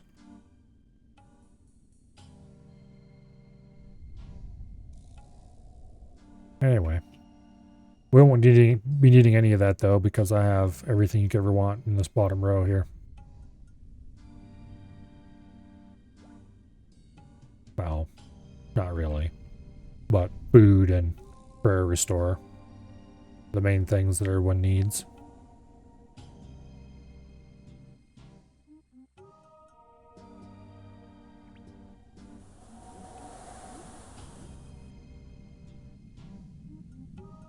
Speaking of which, let's get some of that stuff out. Alright. We talked to this archaeologist lady again. Starting deciphering the inscriptions. Someone's worn away, so we're missing beds, so we've seen it. Murals, the big floating monolith. We've already made some pretty exciting stuff. Okay, what's it say?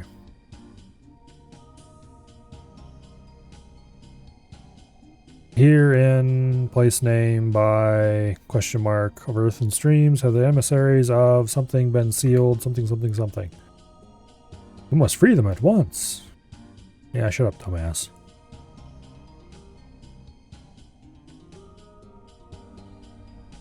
Well, I've only ever had good experiences opening ancient vaults. Yeah, shut up, other dumbass. These murals don't look too friendly. We must investigate farther.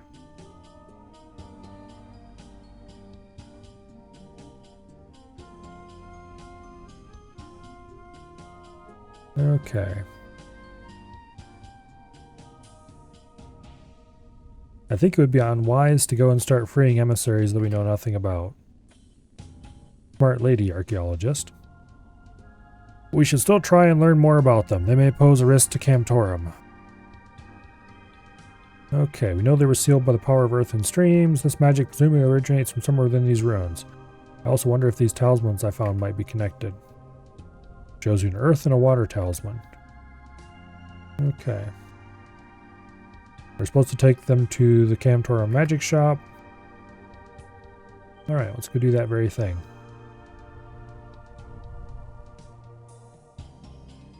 The priest guy is going to be a problem.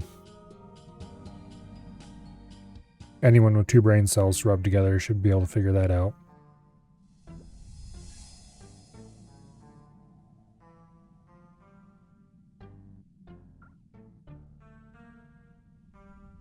Okay. Like, wow, it's taking a long time to go through that door.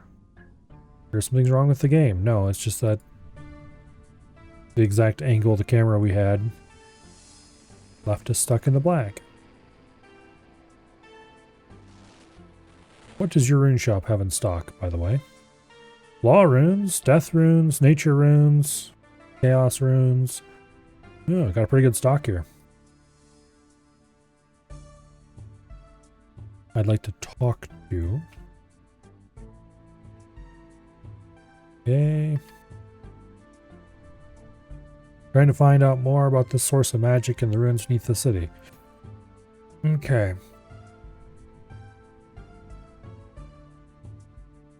Ensure the talismans.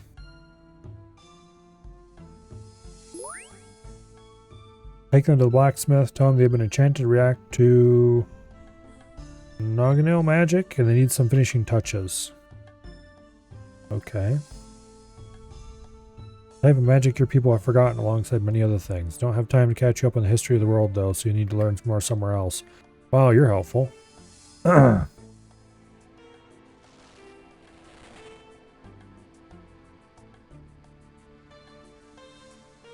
Alright, let's go talk to the blacksmith.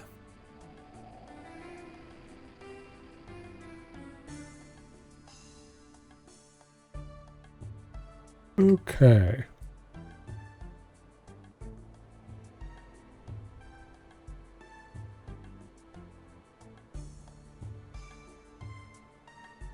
The owner of the magic shot said something these talisman detecting. Okay.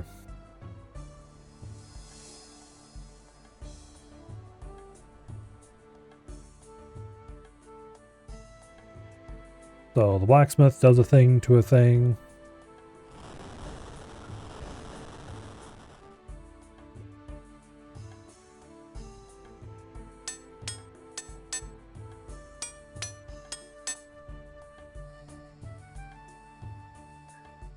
Okay.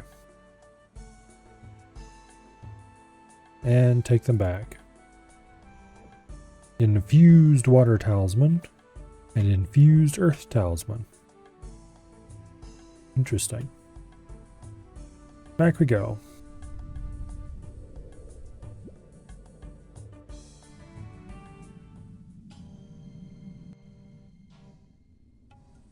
Now.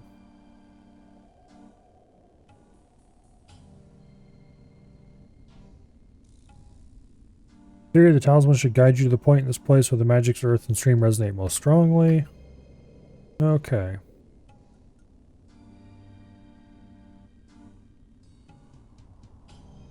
Now we need to use locate on the talismans and find out where we need to go. Use the talismans to find the correct location. Earth tells you if it's east-west, and water talisman tells you if north-south. Okay. Despite how the world map looks, the antechamber counts as being directly in the middle of the 4 areas. So if it says go south and east, then you should go to the ancient shrine. Okay, yeah, whatever. Now it does indeed tell us to go south and east, which is over here.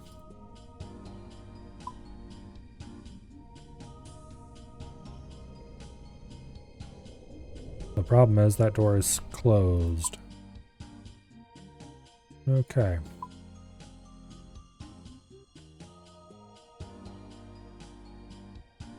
So we'll have to go around by going northeast and then coming back around.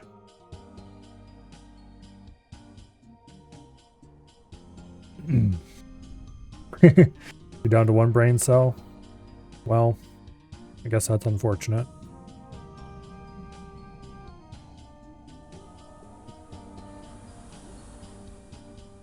Not a whole lot I can do to help with that.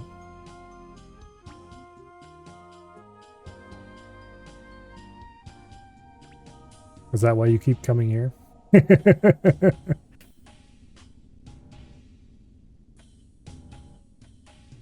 Okay.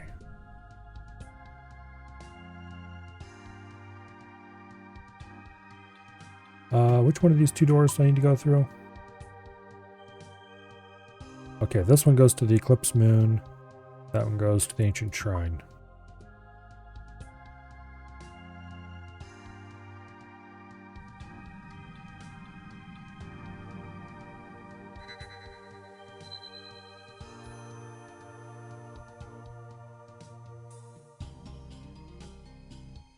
Okay.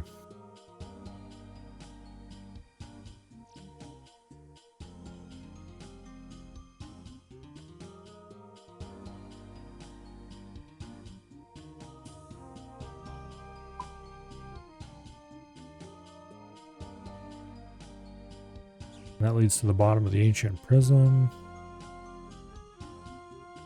About as south and east as you can get.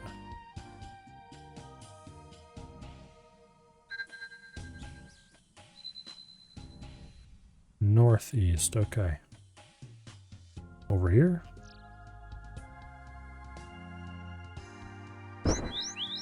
There we go.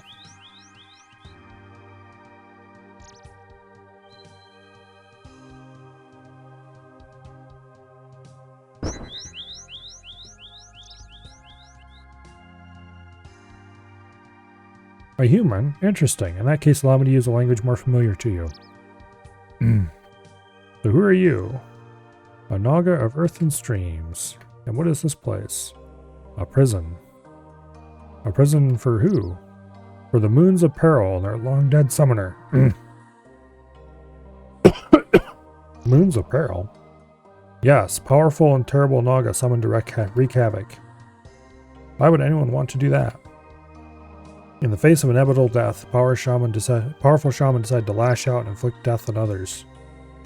Their fellows disagreed with their actions. They created this prison and they summoned me to watch over it.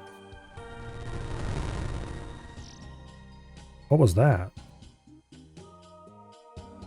The icosahedron. Uh-oh.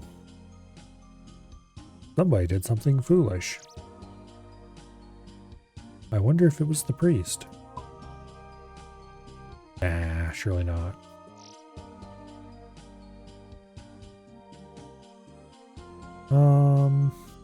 Let's take the slightly shorter route back, or at least other differenter route back.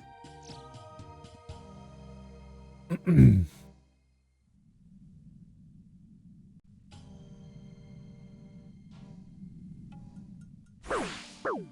know if I would call this a shorter route, but it's probably faster.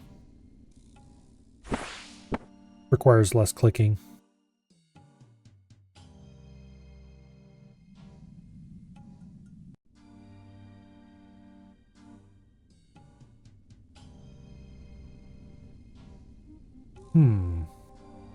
No priest. How suspicious.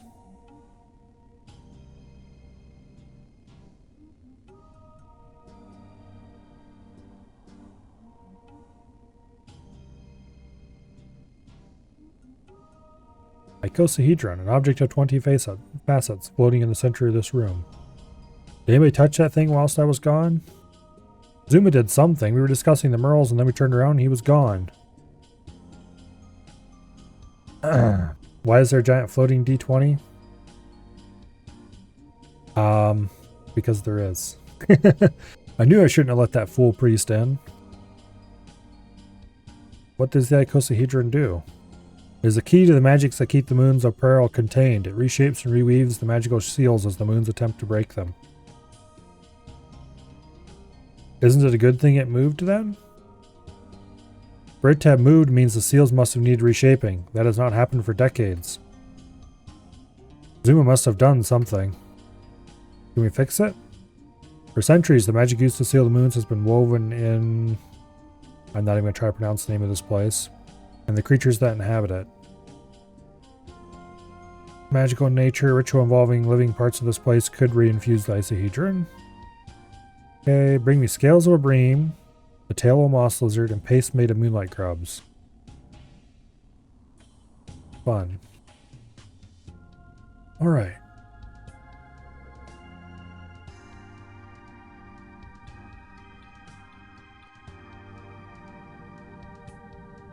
Let's go catch some fish. Catch a lizard.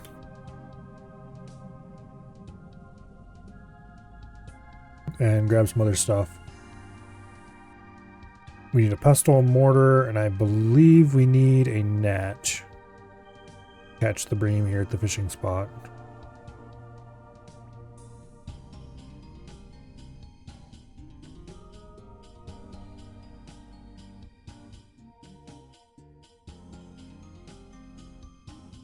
Okay, take herbivore supplies.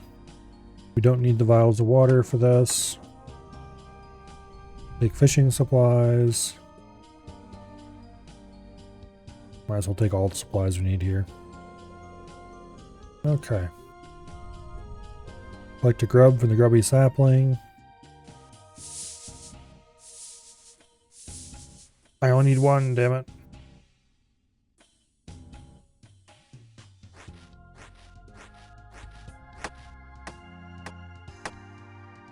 Alright. Let me catch a bream. Only one, please. Stop. Stop it, I say. Okay, there we go.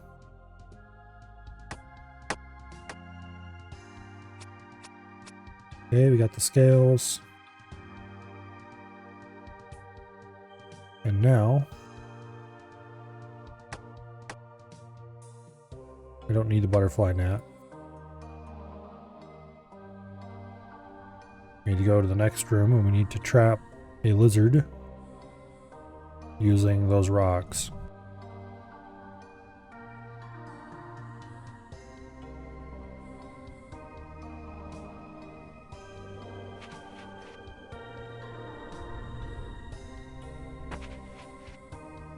Okay, we set the trap, we go rustle the bush. Lizards run everywhere. One of them gets caught. And then we detail it. Okay.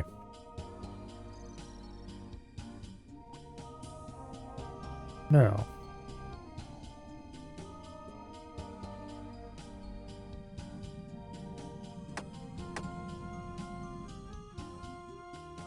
We don't want to go up that way. Back to where we came in, which is over this way somewhere. So all this stuff that we just did can be used to make potions and such like. Make food. The bream can be cooked, for example. I'm not sure what the lizard tail is used for.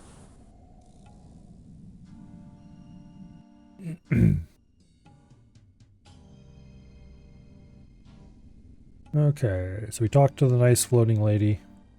Or not actually a lady. Creature thing.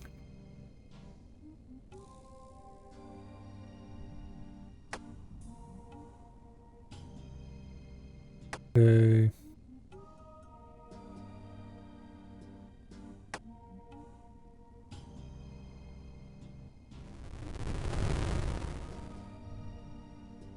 Okay.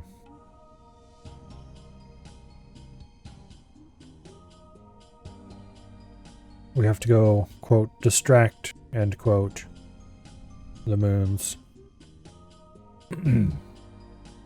Okay.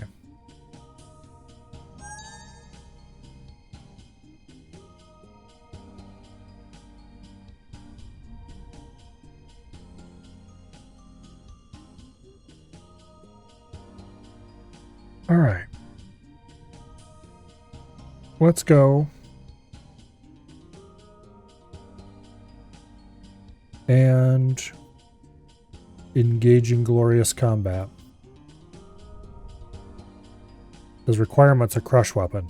I'm pretty sure that's not actually a requirement, they're just weak to crush. In any case, I don't really care. We're not going to use a crush weapon. That would be the smart thing to do. We're not doing that. We don't do smart things around here.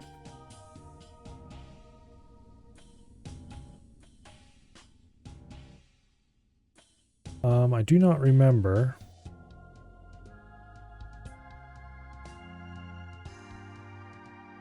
Okay.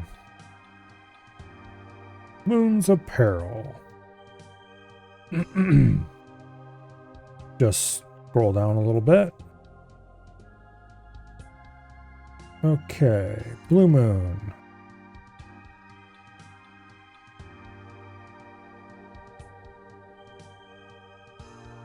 Moon's standard attack, a series of 3 hits, rolling accuracy and damage against the player's melee defense. Okay. Once the boss misses one of the hits, the remaining hits in the stack will automatically miss.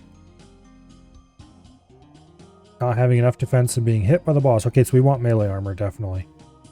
What do I have for melee armor?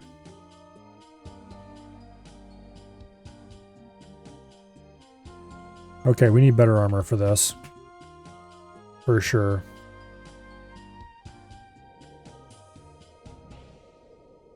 What can I get for good melee armor?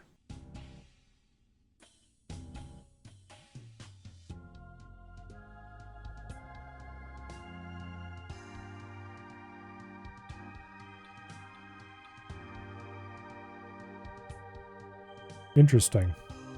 Has a unique flat armor stat of -5, which increases damage dealt against her by 5. Weapons which deal damage via multiple hit spots are particularly effective here. It might be better to use knives instead of what we've got. I don't know.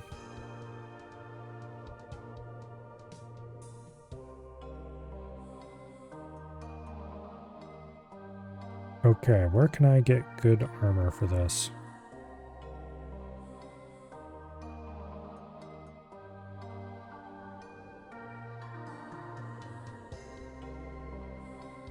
I remember some of the mechanics fairly well.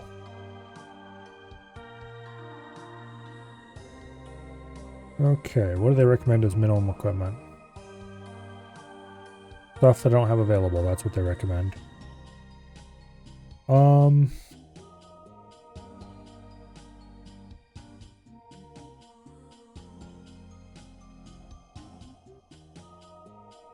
Yeah, because they're saying borrows equipment as the lowest level recommended items on the wiki. Which is fine. If I was on my main, I'd have plenty of borrows equipment, or could easily get borrows equipment. I can't get borrows equipment at all here.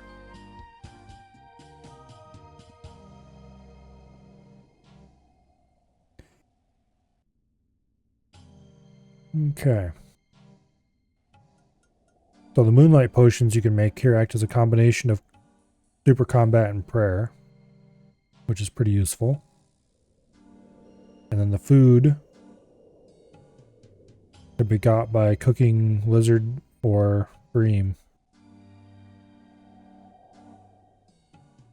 Or you can catch moonlight moths and use them to restore prayer. Okay. Well, we might just have to go get ourselves some rune armor, because I don't think that I can get anything. Actually, what do I have in the way of... Okay, let's go to a bank. And let's look at what I've got.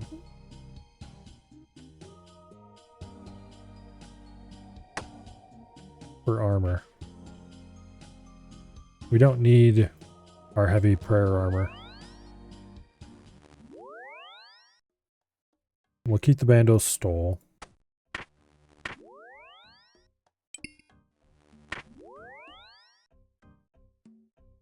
For now. Alright.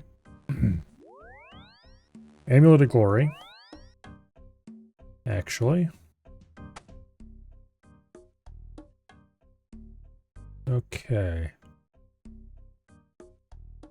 The Bandos cloak is probably the best melee cape we have. We're not actually going to fight him with melee. We're still going to use ranged. But we are going to wear melee armor. Because it doesn't matter. So normally you would never wear melee armor and use ranged weapons, because that would make it really hard to hit. But we have a 100% chance to hit with our range, so it doesn't matter. It might reduce our max hit a little. Not entirely sure how that works, to be honest. I swear we had some rune in here. Which rune armor isn't great. But it's a lot better than anything else we have available. I thought I had some god rune. The rune medium helm, which isn't useful. Did I ditch my rune set that I had at some point? I must have. Probably alked it or something. Oh, I'll never need this. I'm going magic. There's a Gothic plate body. Okay, that's actually huge. Gothic plate legs. That's huge.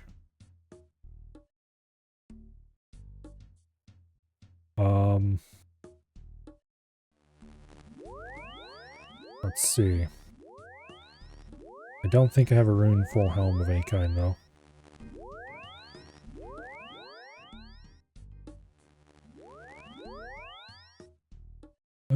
I've got just about everything except rune helm. Oh wait, no, I do have rune helms.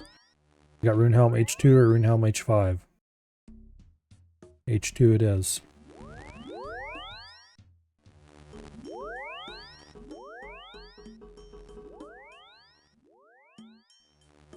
Okay, so we've got crappy rune armor. We can't use a shield because we have a two-handed weapon. Actually, wait, I have a dragon medium helm. That's better across the board than what we're wearing. Okay, what other stuff do I have that'd be useful? Boots and gloves and a ring I need yet. I don't think I have any rings that actually do anything combat-wise.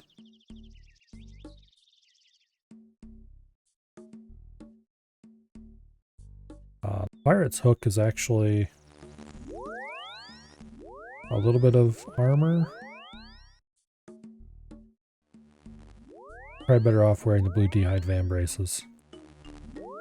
And then as far as boots, I could wear a d'hide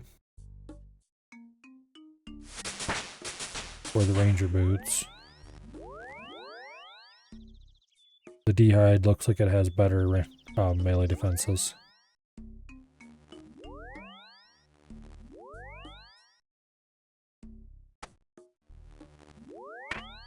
Okay. This is a very silly gear set. I don't think I have any rings that matter.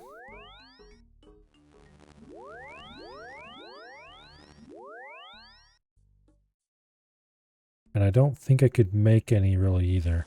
I could make a ring of life easily enough. But that doesn't actually help me any. It just keeps me from dying, which doesn't matter. If I die, no big deal. Don't think I got any rings at all out of the... Yeah. Most of the rings that would be available to me would come from Vremennik, and I don't have that area. Okay, I guess we're going with the ringless.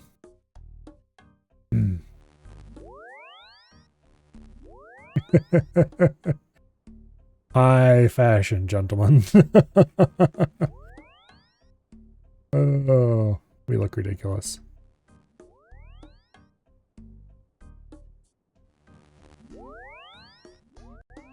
Utterly ridiculous. It would be useful to have my fire cape for now, but I don't have it, so we'll have to do without. I could go get another one, I suppose, but...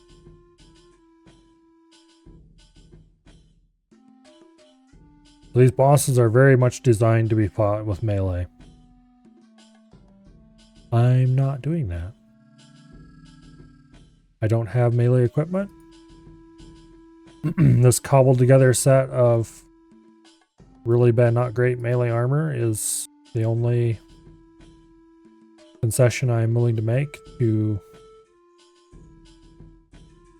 doing these bosses slightly more intelligently.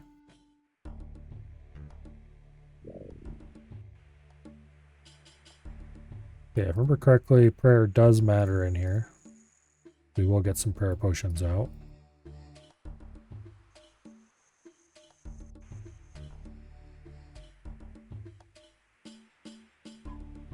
Okay. Blue Moon is weak to crush attacks. It possesses -5 flat armor, which increases all hit spots dealt with her by 5. Okay.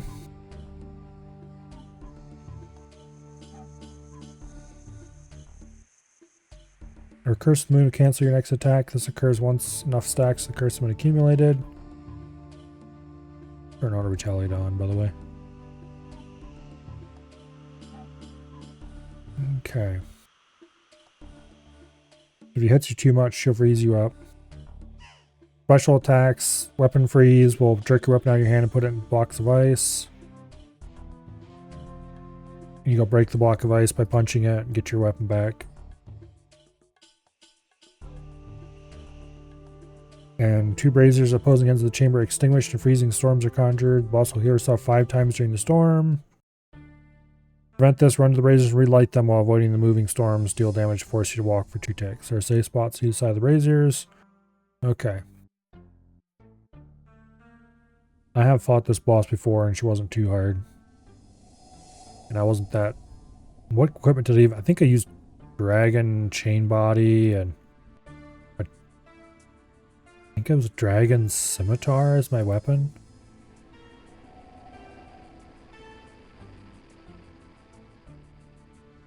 My gear wasn't that great, let's put it that way. I didn't have Barrow's armor or anything.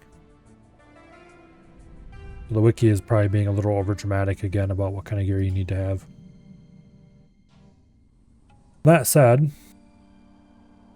the stuff I have is definitely not up to snuff. I should probably actually make potions here. If I can.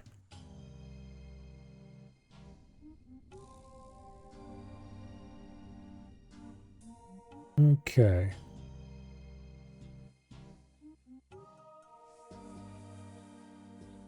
Cooked moss lizards heal for 33% of your cooking level or 50% of your hunting level, whichever heals less. Cooked bream heal for 33% of your cooking level or 33% of your fishing level, whichever heals less. Okay. The Moonlight Potion gives the effect of a Prayer Potion, Super Combat Potion, and a Divine Super Defense Potion all in one. The main ingredient, Moonlight Grub Paste, obtained by picking Moonlight Grubs from grubby saplings. Simply mix the paste with a vial of water to create the potion. Okay. Well, that sounds particularly easy. Let's go ahead and grab some herblore supplies.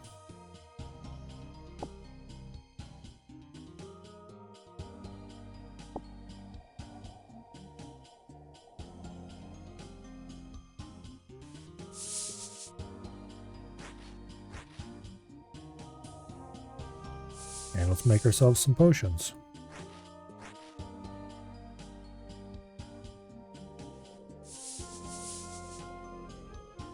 I didn't make any of these when I went through this with my main. I probably should have, because that probably would have made things a lot easier. Instead I just filled my inventory completely full of what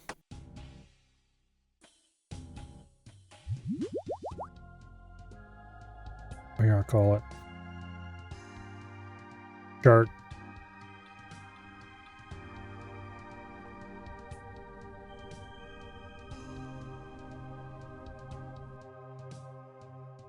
Alright, Blue Moon.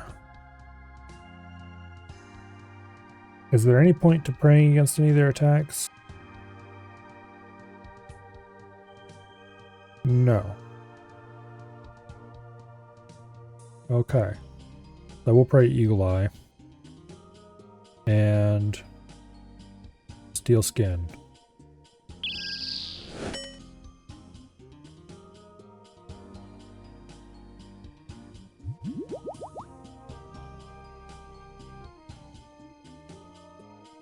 Yes, and don't ask me again. I know I'm going into an instance.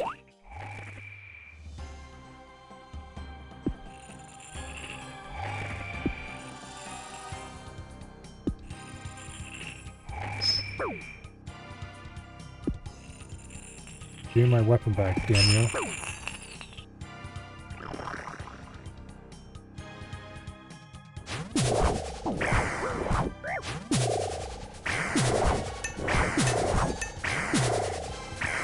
Okay, we're smacking her pretty hard.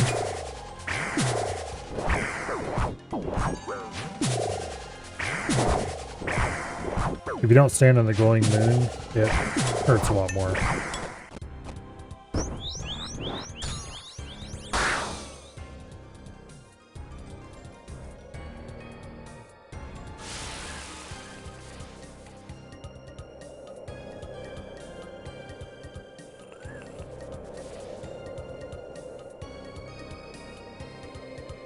Light the other brazier.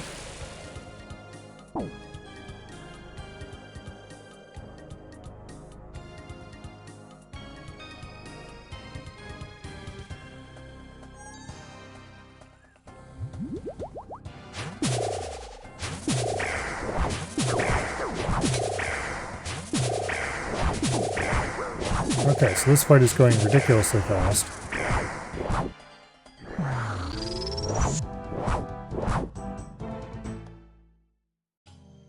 Okay, we should proceed to the next one. Well, we don't need to make any more supplies, that's for sure. The blue moon was pretty easy, I remember it being that way anyway. Obviously not that easy. Okay, blood moon, however, was the problem, child. Because this guy heals himself depending on how much damage he deals to you. Which is exceedingly painful. Let's also read up on his mechanics real quick, because I don't remember them very well.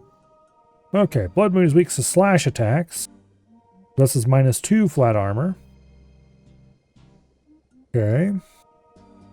Curse of the Moon will heal her for 1 time, 2 time, or 3 times damage dealt, with the minimum heal being on the 3rd hit being 30, regardless of damage dealt. You can begin to see why this might be a problem. It's also indicated by pool of blood transferring from the player to the boss. Note, for players having difficulty with dealing more damage than the boss regenerates during blood rain, it may be ideal to prioritize defense instead of attack with their gear. The Blood Moon is just ridiculously more difficult than the other moons. Like, that's not my opinion. That's the opinion of everyone. Also, we're consuming prayer at an incredible rate. Because I forgot to turn my prayers off. Oops.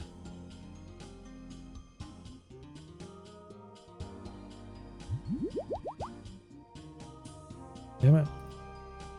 Use it on bankers now. Okay, there we go. Now. Okay. Blood Moon disappear and blood rain from above from temporary pools. Move off the blood pools on the floor to avoid standing on them. Being hit by a blood pool will heal the boss, while staying off the blood pools will do small chip damage to her. Okay.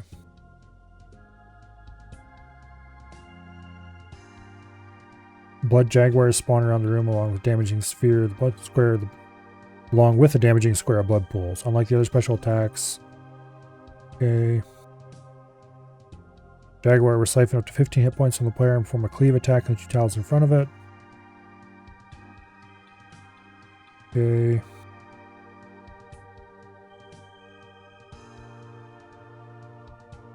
Basically, you have to smack the Jaguar, move in and out. Kind of pain in the butt. We'll see. In we go.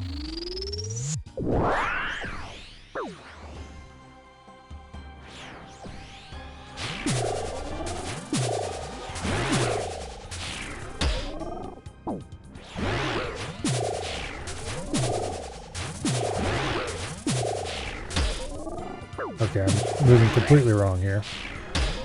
Damn it.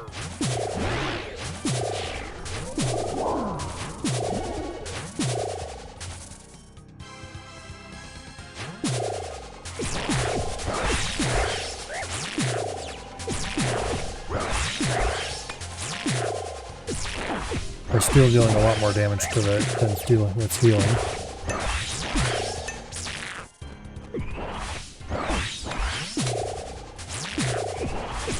damage is ridiculous, not because our... Okay, stay off the circles. Don't step on circles.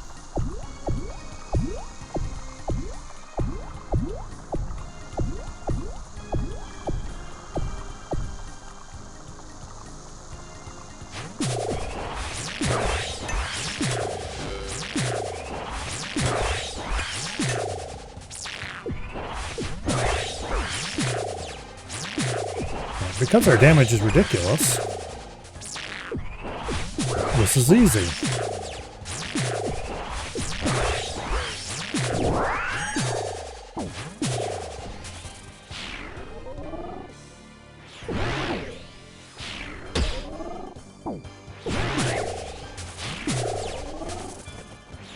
Just smack the shit out of the damn jaguar.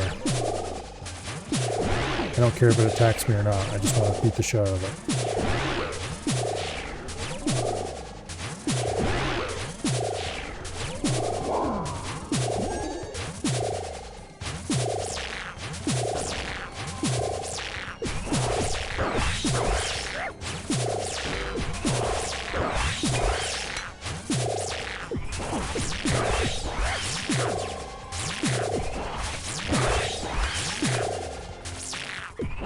Basically, you need really high defense armor, and you need to do reasonable amounts of damage to the boss. And yay, we succeeded. Okay. Now we just have the easy boss, one of the easy bosses, left.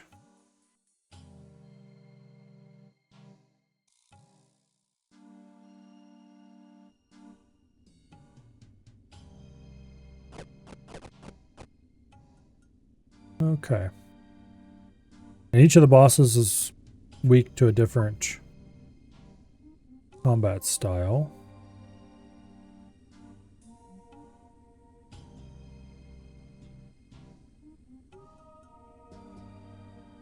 Yeah, we need to go back to the central area. I think. Yeah, because that goes to the Blood Moon. We don't want to go there. Actually, this might have been the faster route. No. Not really.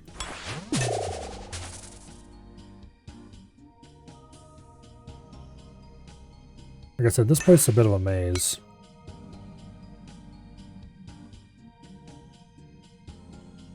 That leads to the reward area. Okay, this is actually faster than the way I was going to go. This is where you claim your reward after you finish the fight. Also, I need to remember to use these.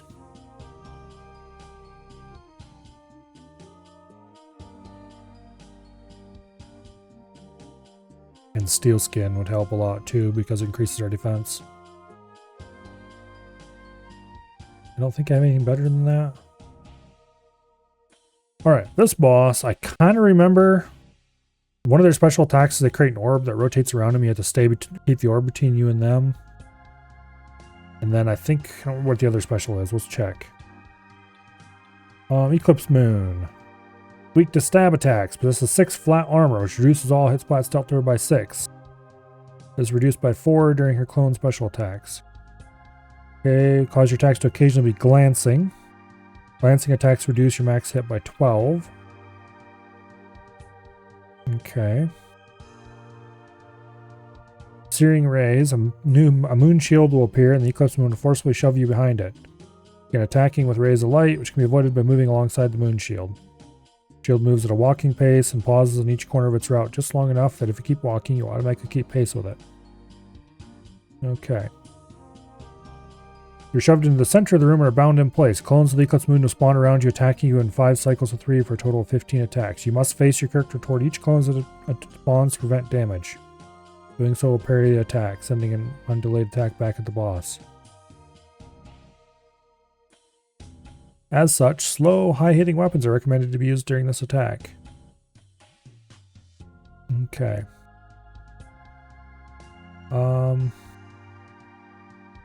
We'll see how this works with a ranged weapon.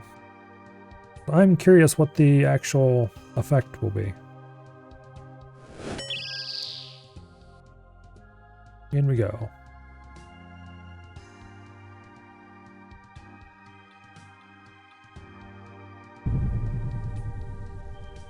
There it is. An emissary of my god standing before me. No, it isn't, you fool. Yeah, like I said. Dumbass.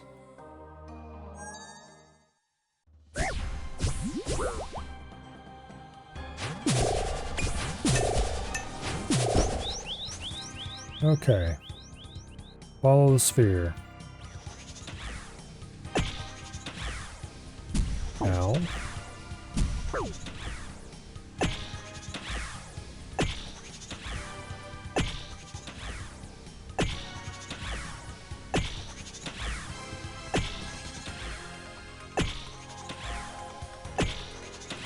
This guy's using a crossbow of some sort, it looks like. So I'm not the only person arranging it right now. It's almost dead already.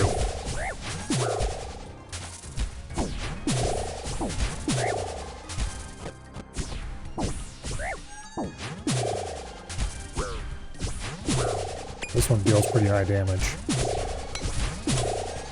We're at half health on it right now. Okay, now we need to deal with the parries.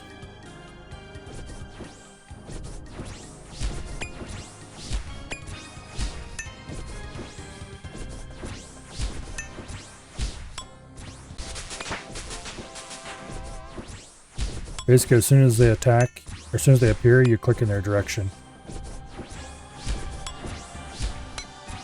It's actually pretty easy. This is the part of the fight that I had the least trouble with when I fought these guys in my main. It took a little bit to figure out what to do and how, but it was pretty straightforward.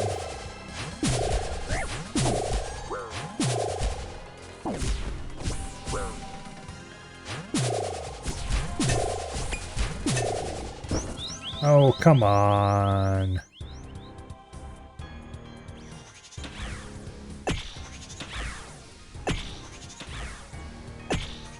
I'm like one hit away from killing this bastard.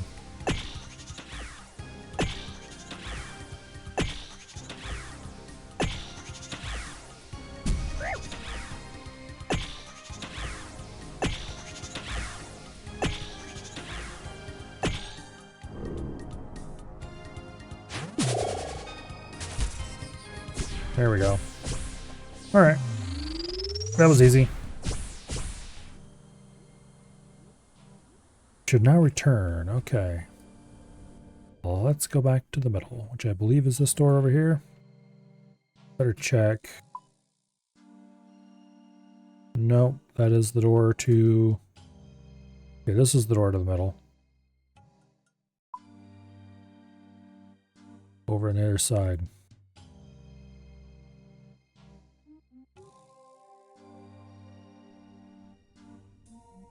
Over there, I think.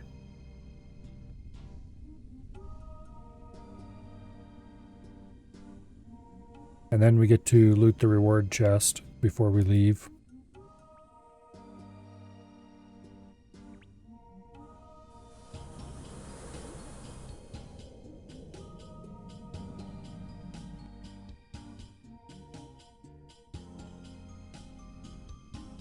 Which I don't remember what was in the reward chest when I did this on my main, but it wasn't anything impressive.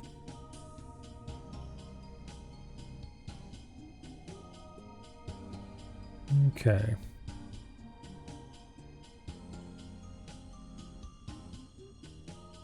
Alright. Let's continue talking to the dumbass. I am a fool. Well, yes, a bit. A lot, maybe.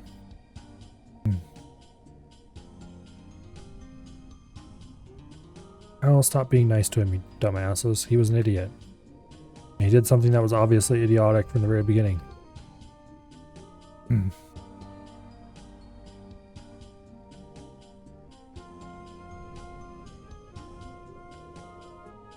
Okay, seals repaired. The moons have seen a glimpse of freedom. Even now they rage against their bindings. Is there anything I can do to help? Distract him again will afford me some rest. In return, I'm willing to repay you with trinkets from ancient times. Come and claim your rewards from the Chamber of the Southeast. Should you aid in containing them again, I can return to receive more rewards. And there we go. A shit ton of XP. That was a lot of XP.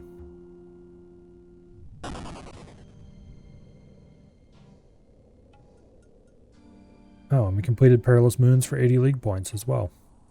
Nice.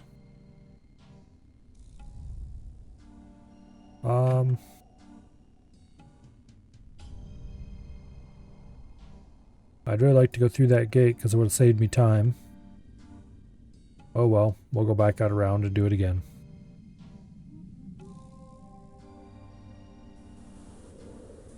I probably should attempt to kill Perilous Moons some more. Don't know if I'll do it right now though. I do have the supplies on me to just keep going if I wanted to.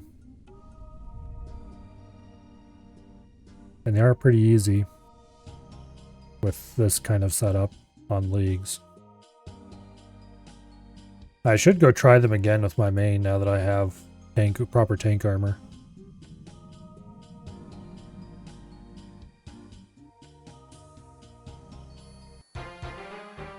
Alright, what do we get? Atlety darts, Bone shards, water orbs, Grammy herbs, wormling bones, and super compost. Okay, we completed medium tasks, do the Moons of Pearl. Earned 30 league points. Okay. We can talk to the nice lady over here again.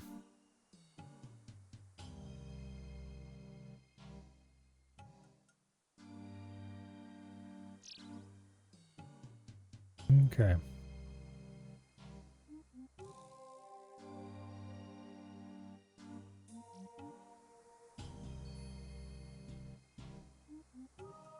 I wonder if I go through here if I can end up opening that door. Nope.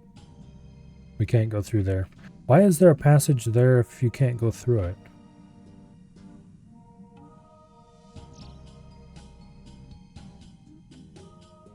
That does not take me to the right page on where I want to go.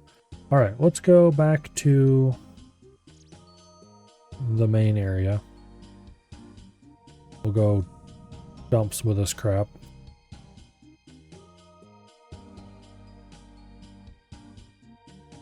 These water orbs would be really pretty good crafting XP for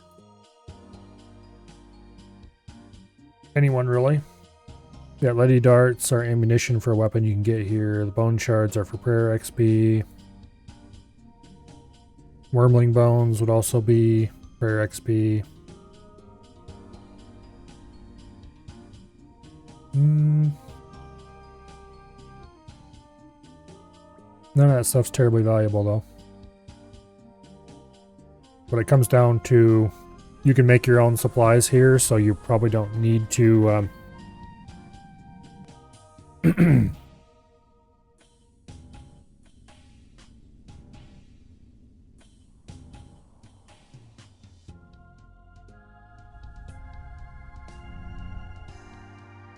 Okay, this points to a completely different ancient gate on the wiki.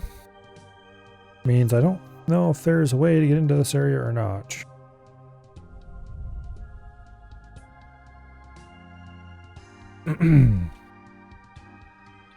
Okay.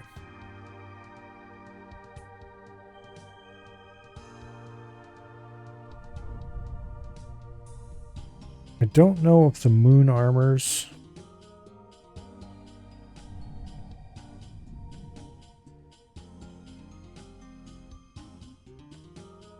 need Herblore of more than 66 to use the potions here. Actually, the potions boost scales with Herblore level. So apparently less than 66 is better to bring your own potions. And if it's over, then the Moonlight Potion is better than anything you can get outside. Okay. All 3 bosses can be beaten with rune armor if using steel skin, ultimate strength, and incredible reflexes. Interesting.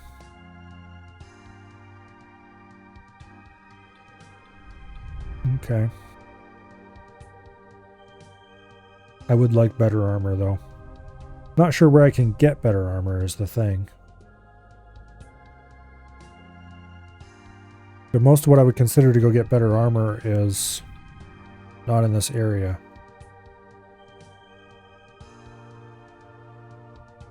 Okay, they recommend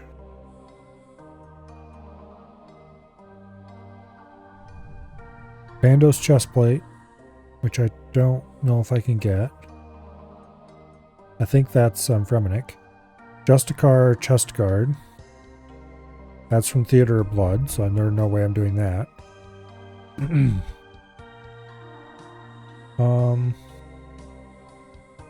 Or Torva, which I think is from Nex, which is also, what do I call it?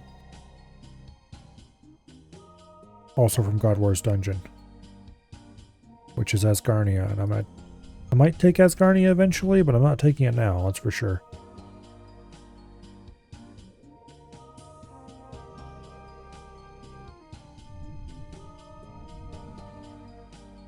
Okay.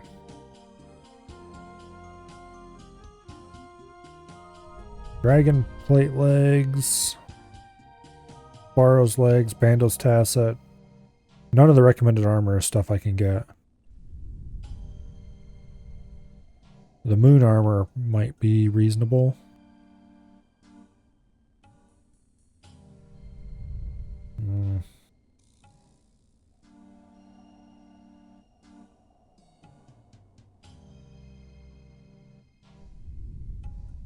Yeah.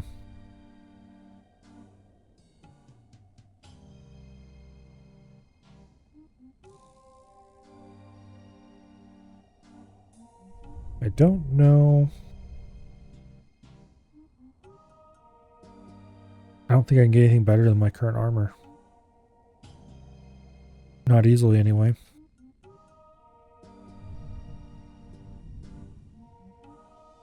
Alright.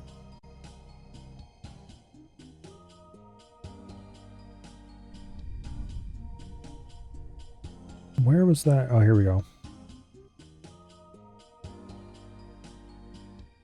They have a recommended route. Let's see if this makes any sense at all.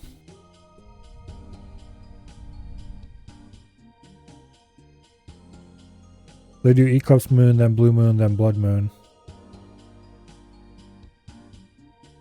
Okay. So you start and end in Streambound Cavern, which I think is through this entrance. Then you collect Moonlight Grubs, create potions.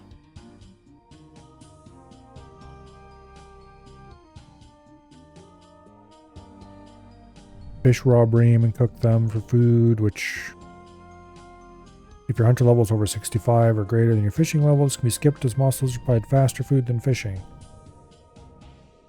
Alright, whatever. Alright. Let's look at the map here. So if I did go through to Streambound, yeah, that would take us to Eclipse quite quickly. And then from there, we go north to Earthbound, which would take us to Blue Moon. And then from Earthbound, we would appear over here, which can get us to Blood Moon. Alright, that's a reasonable route. Let's take that. Let's go kill him again. I want to bitch my stuff, though. There's not any way to bank stuff in here, of course. Which means we'll want to go to the south and go back to town and dump our loot.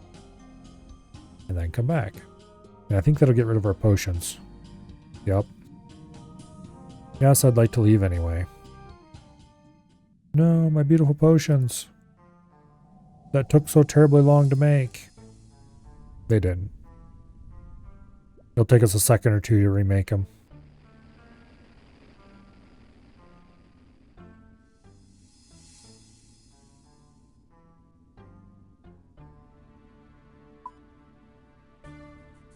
Okay.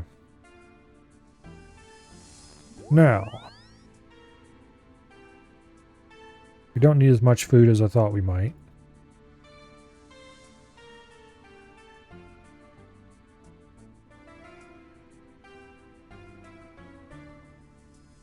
Let's go ahead and get only one row of food out.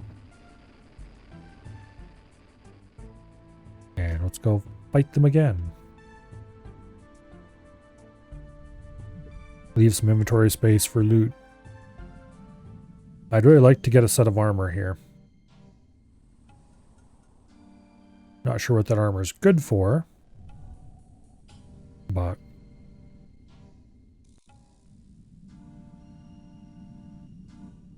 it's surely good for something. I've never had any of the armor, so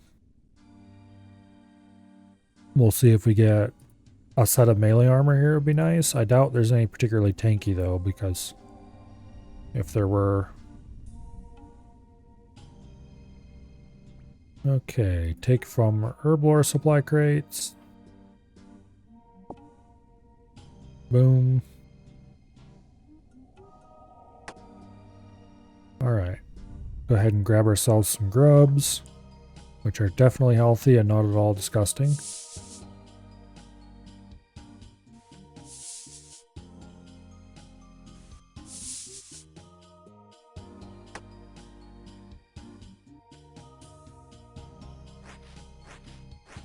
Okay. Go ahead and juice up some potions. Let's keep the mortar and pestle for now. Alright. And I believe it's this entrance that takes us to the boss fight? Yes.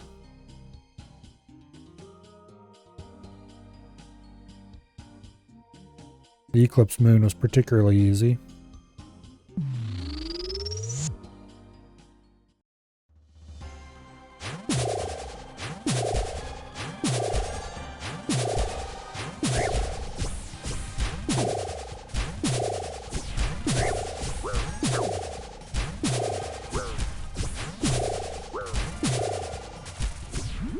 It'd help if I had drank the potion first.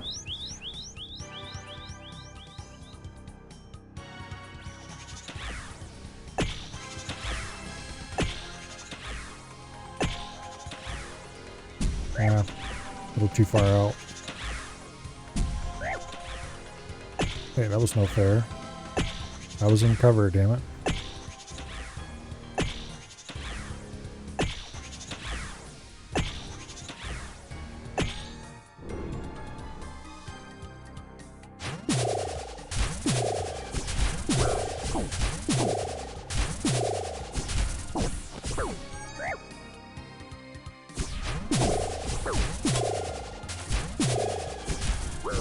Stop hitting me, it's very impolite.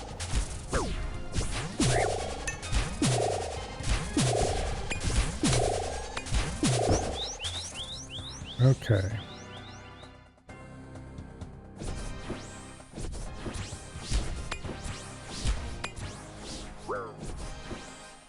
Missed one.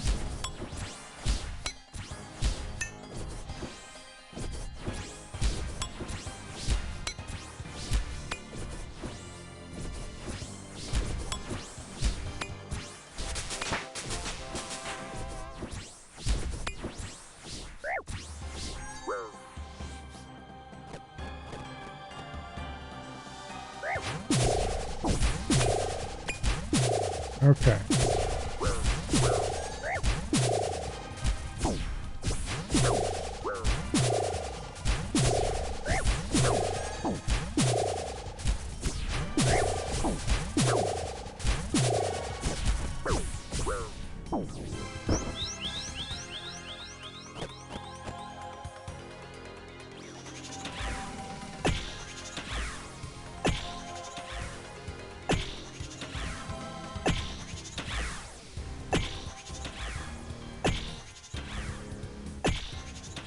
Yeah, don't want back.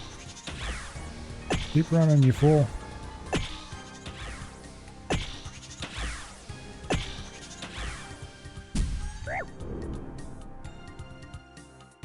Almost dead. One good hit, he's got it down. There we go.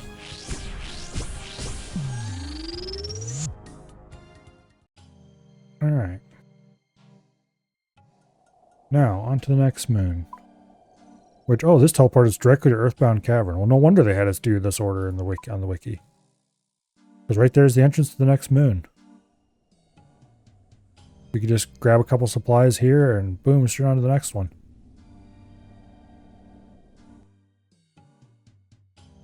Suck down another dose of super potion. Also, I really should be praying. I have free potions to restore that, so...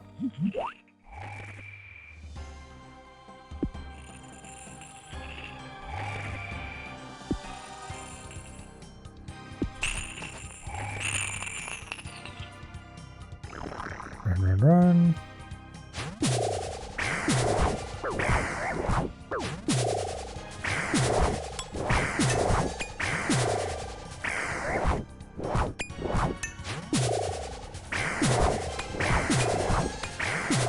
Stay on the safe circles.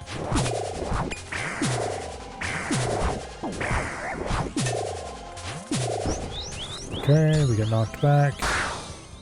Gotta go light the braziers.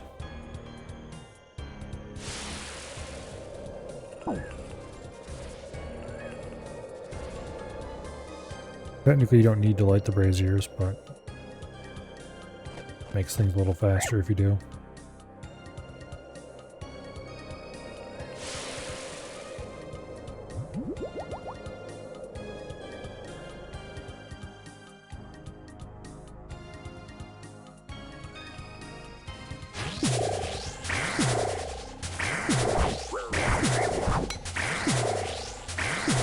One more hit. There we go.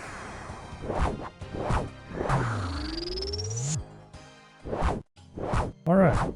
And here we're once again in the next room. Okay. This is definitely the best order to do them in then. Because it just sends you off straight on to the next room you need to be in right away. Drink another potion of awesomeness. And through we go. Uh-oh.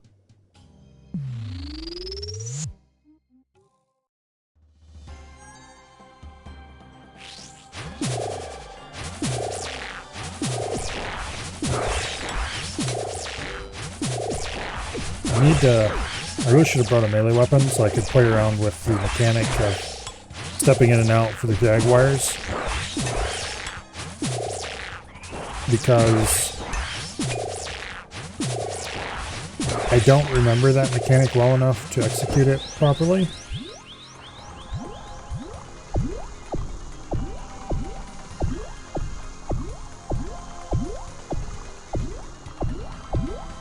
I did use it on my main when I did this boss then. But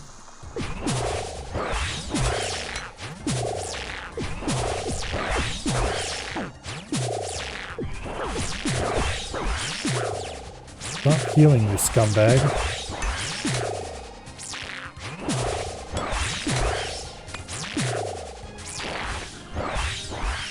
Well, that was easy.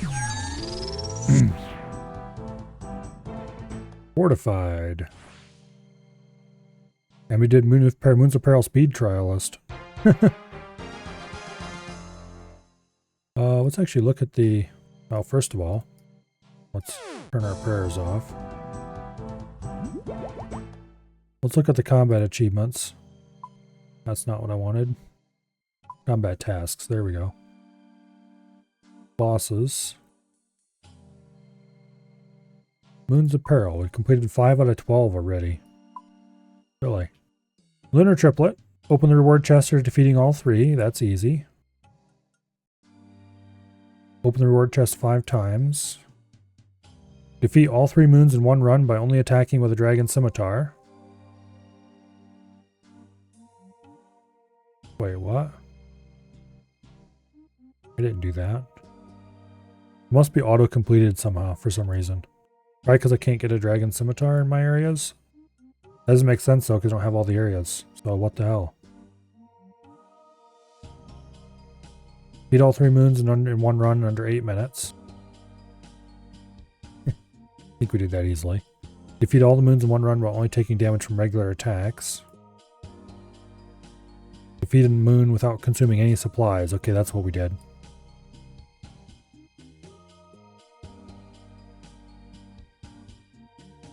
Defeat a moon. Okay.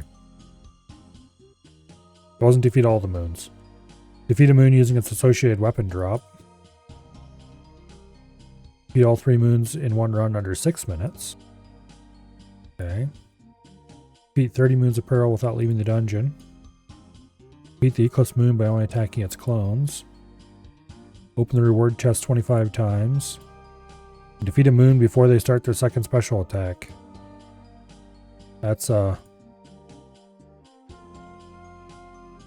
see, what tier of that is that? Not sure. Anyway, doesn't matter.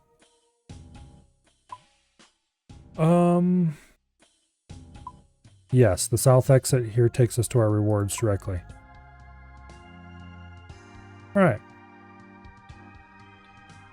And the north exit takes us back to where we would start the run over again. Well, that's cool. We used minimal food.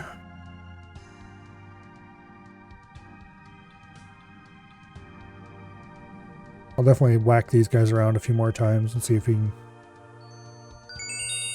Oh, we got a Blue Moon Tassets. That is...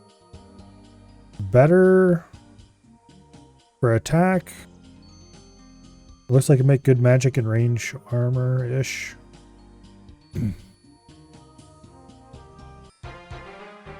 We'll wear it for the league points. But it's not good against these bosses, that's for sure. They want melee armor. We don't have melee armor. Or at least that is not melee armor.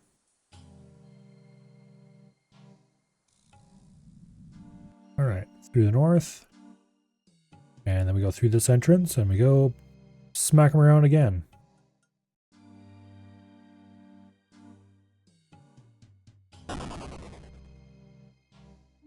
Okay. Suck down another potion. And let's go fight this guy.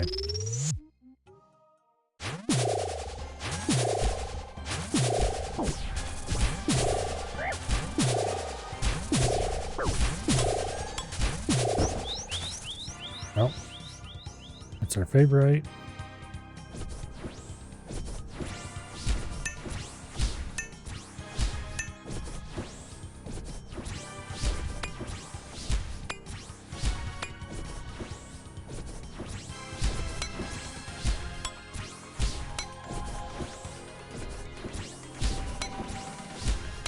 I like this sequence best because it lets you actually do damage to the boss if you do it right. And actually a not inconsiderable amount of damage to the boss.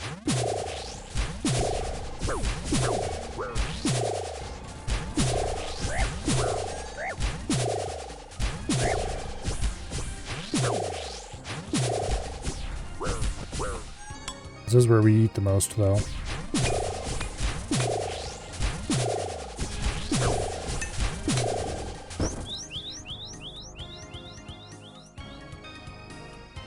Okay.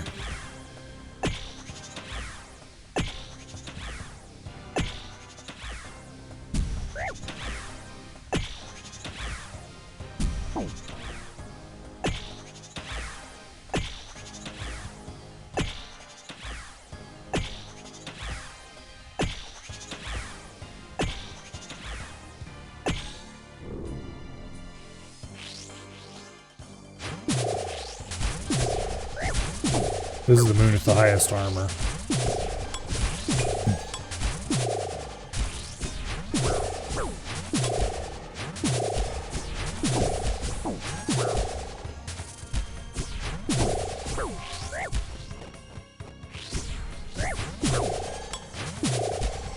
There we go. Get me out of here. Now, the next moon's right over there. Go ahead and suck down another potion while we run.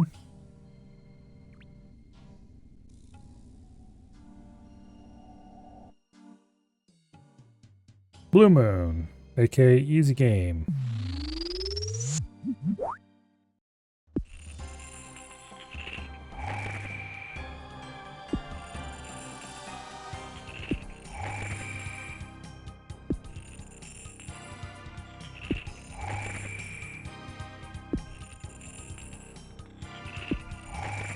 Basically, step off the spikes and you'll be okay.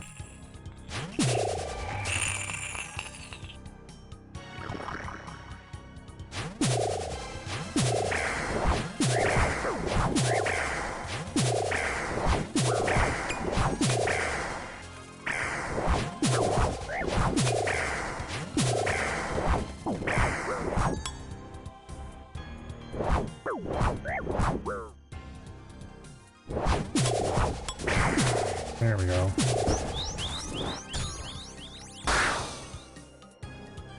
Light the brazier because I don't like people healing when they're not me.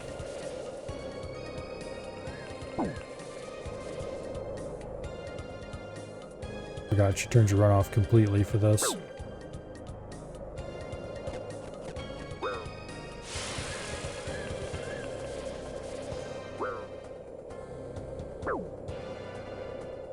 There we go.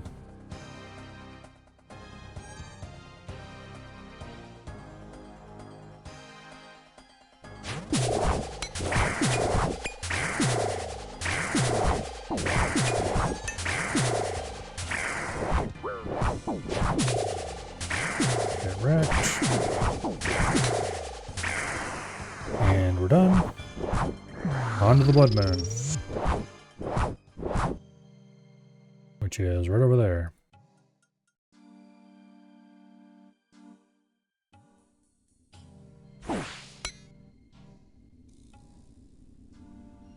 Okay.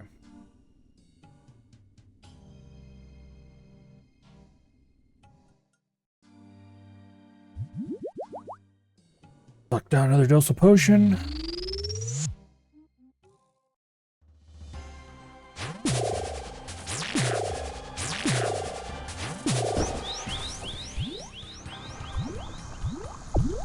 Okay, this is the don't stand in the red circles thing.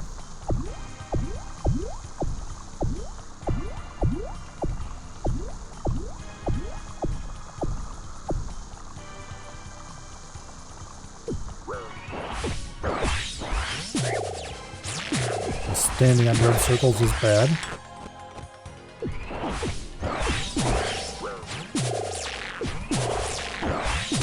There used to be some superstition around this boss where if you ate, it would heal.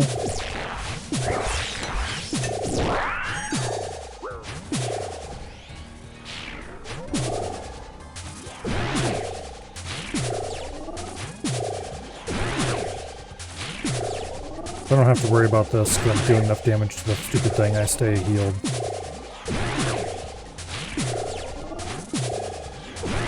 Because you heal based on damage you do to the Jaguar, I think. Something like that anyway. So I don't need to step in and out. Which is handy.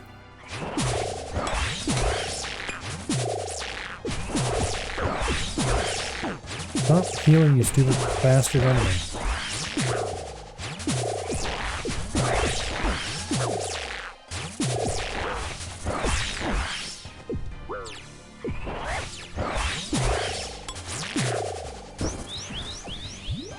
This idiot just will not stop healing. I hate the blood moon so much.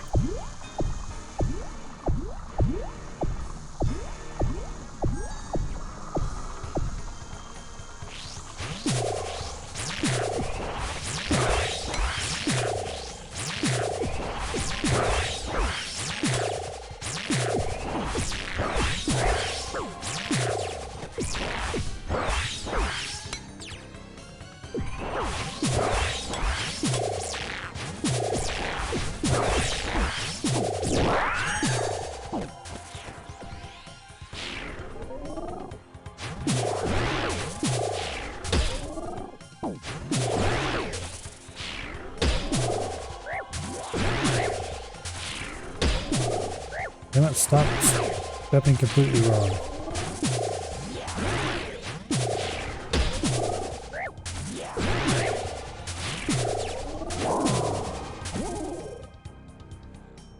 Well, it healed a bunch from that because I did that wrong.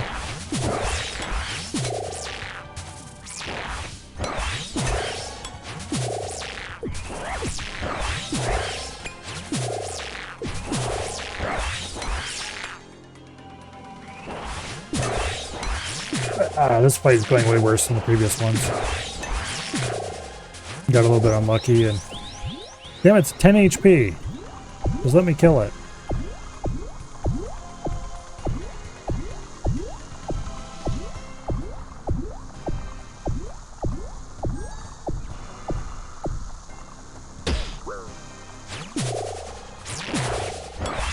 There we go, finally. We've escaped. We're free! Alright, now we just go through that door.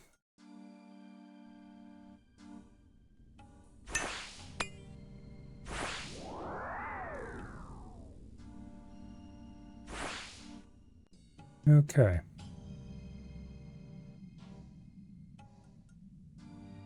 And we get another reward roll. Hopefully we get another unique. Honestly. No, we don't. Okay. I'm gonna send that straight to our bank.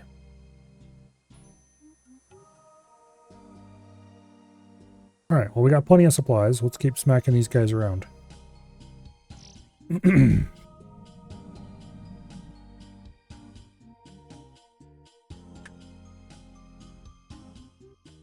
be kind of fun to do the 30kc without banking thing, but I don't think that gives us anything worth noting in this mode.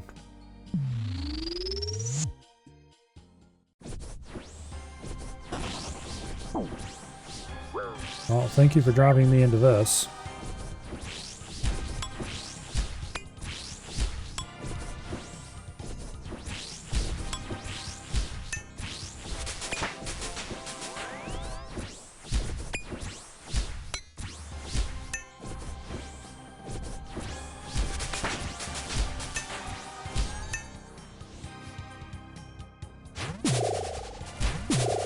Well, I guess actually that was probably a good thing.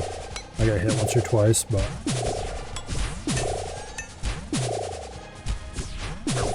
I can deal with that.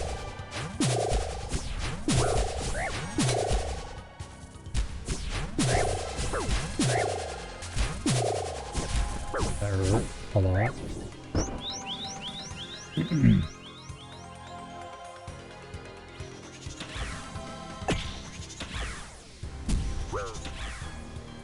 How did that hit me? I was right there beside the thing the whole time.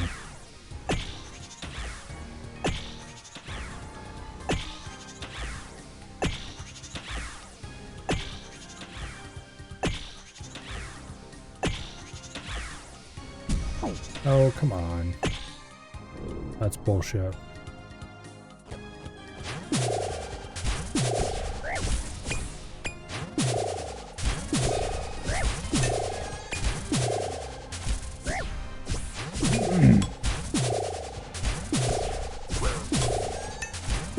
These guys would be insanely trivial if I had melee masteries instead of ranged.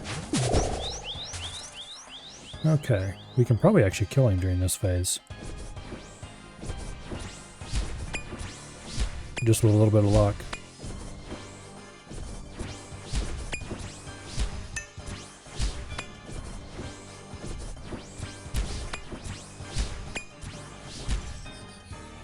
Yep. Alright. That worked out really well. Also, I didn't drink any of my potions. Oops. We still had some bonuses though, I guess. Where's the door? There's the door. Go ahead and suck down a moonlight potion. And turn my prayers on. Dingus.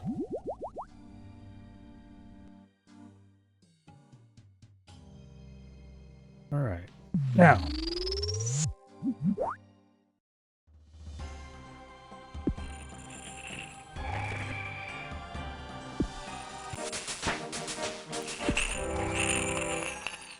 I have received my weapon back.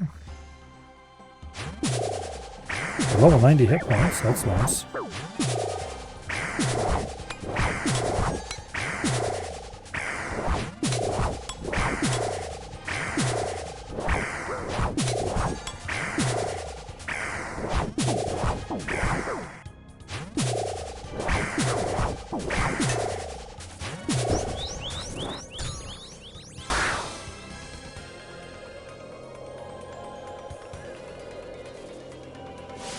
Light the damn brazier.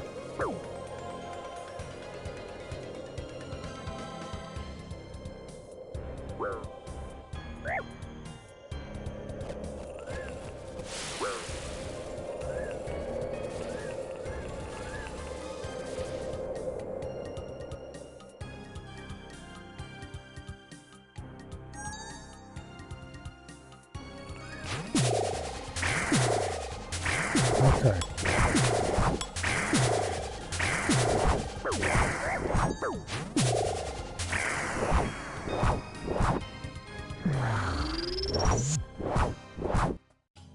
Onward to the Blood Moon.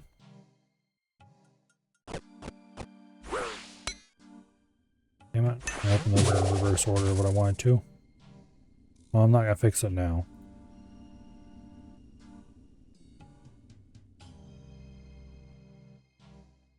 Alright, hopefully this time the Blood Moon isn't a giant colossal pain in the ass. Oh, who am I kidding? Of course it's going to be a pain in the ass.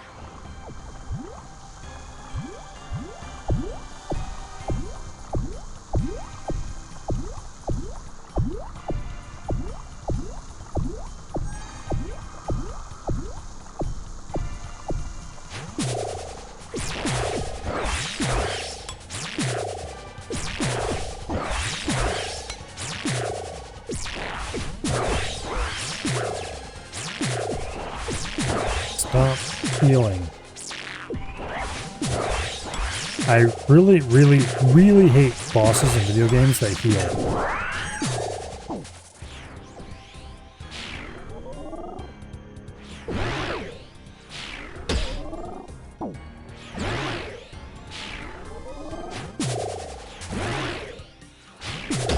Damn it. Stop.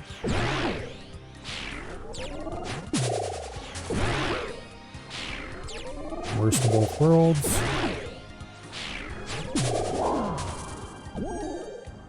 Okay.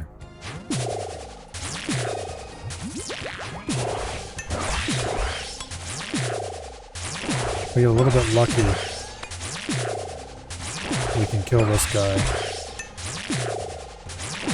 One more hit. Come on. There we go.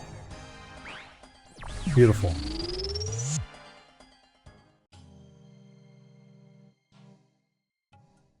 Alright, off we go to the land of our reward.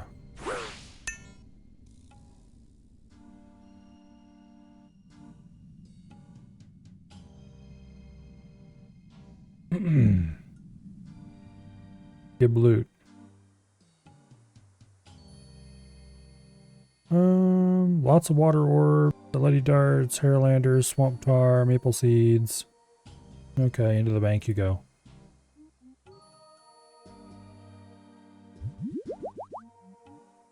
Probably make more moonlight potions.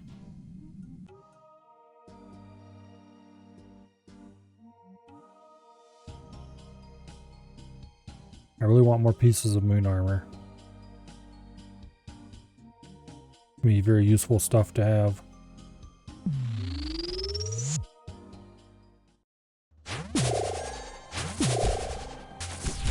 I don't really like how it drops you into the middle of the fight with unknown fight progress. But basically, everyone shares the same instance. It just the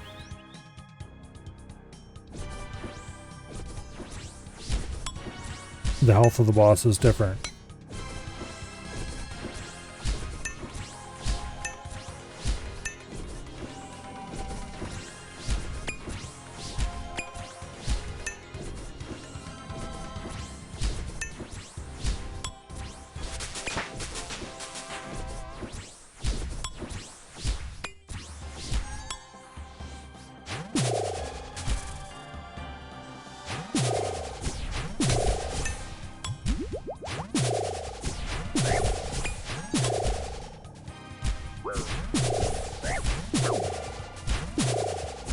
More good hits, and we're out of here. Yep, on to the next boss.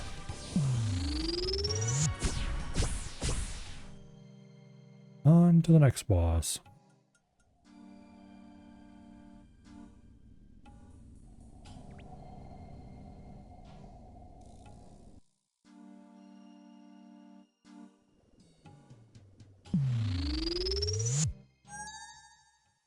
Okay, we got you just at the tail end of the weapon stage. We got to go straight into a normal phase.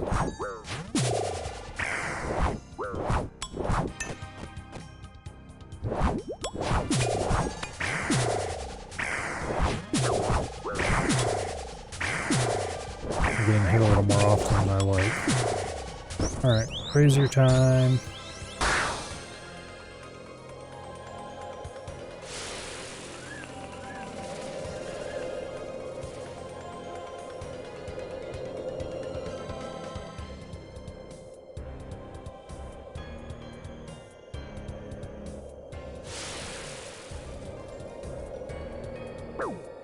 Dang it.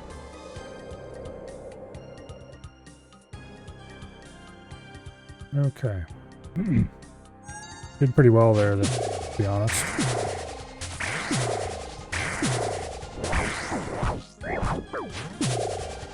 Stop hitting me.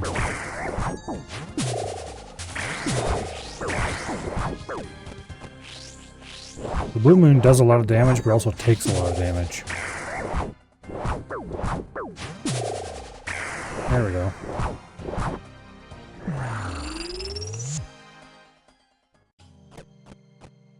Alright, that was fast.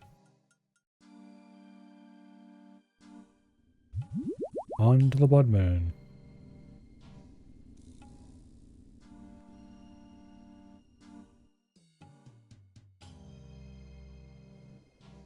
Looks like he's in a normal phase.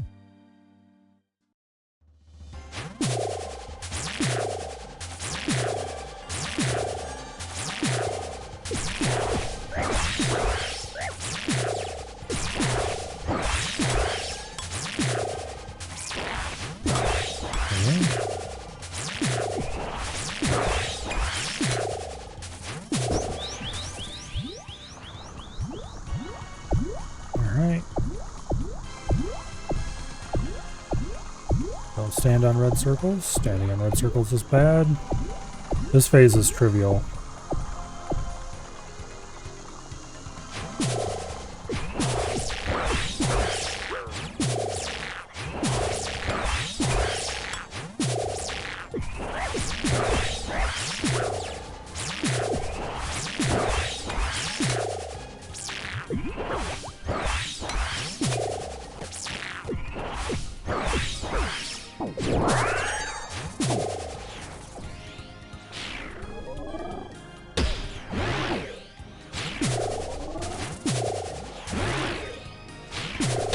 Damn it. Okay, this is why I need a melee weapon for this.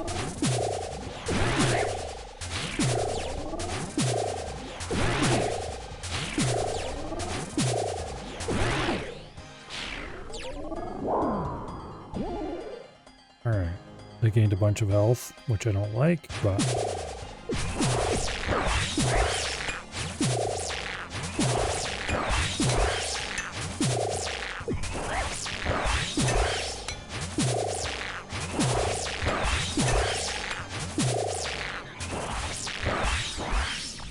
Alright. Lovely. Moon's Apparel Speed Chaser. That means it was less than a 3-minute kill.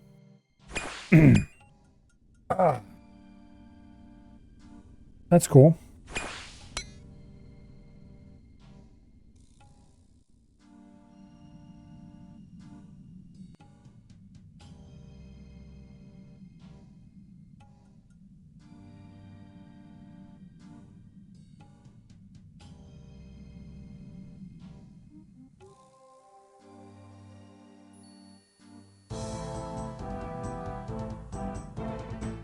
That's for 5KC. All of this is pretty crap, but we'll stick it in our bank. Oh, we got one unique. I don't think I'm going to stick around here any longer. Let's exit. I'm really curious about why this entrance even exists, though. It won't let you through. There's got to be some kind of I don't know.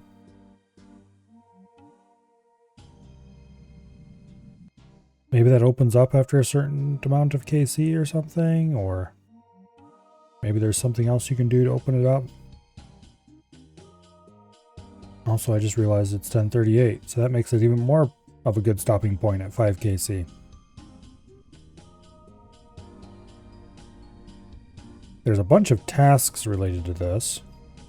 So I'm likely going to want to come back and do a whole bunch of Moons of Pearl. 10 times, 25 times, 50 times. Complete their combat achievement.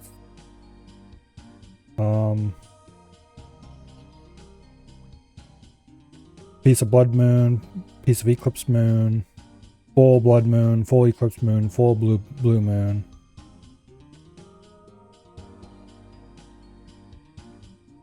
Open the Varlamore Moon Chest. What is that? Moonlight Fanatic Helmet. Oh, is this from doing the Coliseum? Possibly. Don't actually know.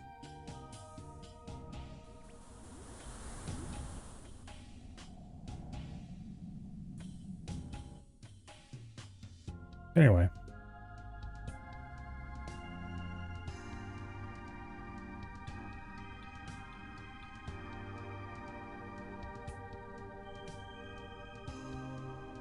Okay.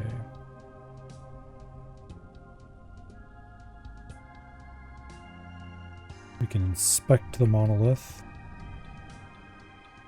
which doesn't really tell us anything useful. Yeah, I don't know why there's an entrance there with a permanently blocked gate.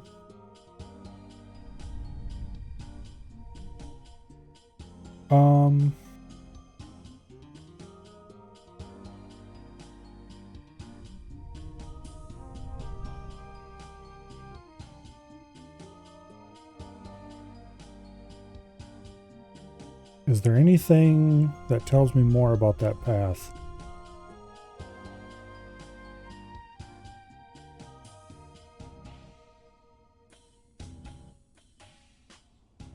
It doesn't really seem like it.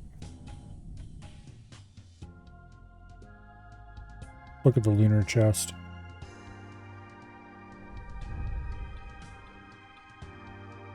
Yeah, okay. Moon Key is what unlocks the other chest that I was talking about. The moon chest, the other moon chest. I have a whole bunch of loop halves of the key. I need a tooth half of the key for that chest before I can get into it. Main game drop rate for a unique is 1 in 224. For a specific unique, that is. And it looks like the standard loot is Atleti Dart, Swamp Tar, Sunkissed Bones, Super Compost, Soft Clay, Grimy Haralander, Bone Shards, Water Orbs, Maple Seeds, Wormling Bones, Irrit Leaves, and Yew Seeds. Okay. None of that's terribly impressive. But it's not bad either. And it's a nice short list, which means that you're quite likely to get what you're looking for if you go there looking for something. And the amounts aren't bad either. Okay.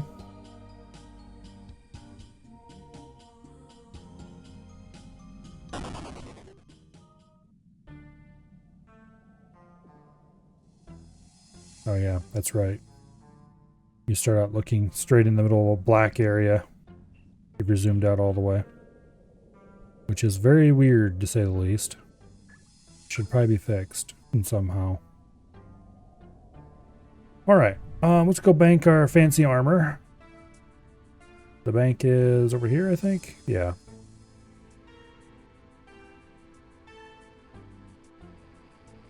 That's probably our best range gear. Legs. Or not ranged gear, magic gear. The problem is I don't really plan to do anything magic related. Or at least not much. That's not terribly useful.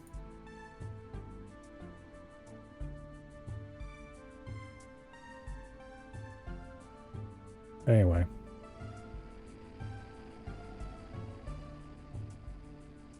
Let's ditch most of this equipment.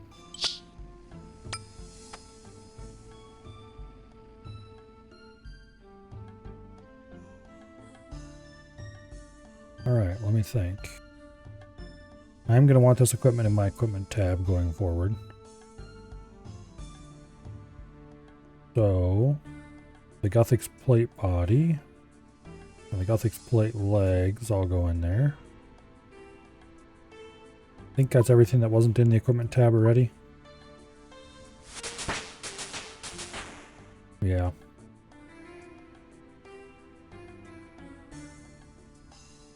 Wait. Did I drag them to the wrong tab by accident? Or did I just not drag them to the right tab?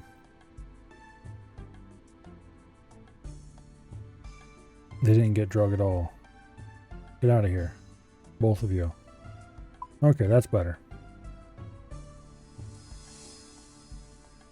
Yeah, the Armadillo Miter is magic armor.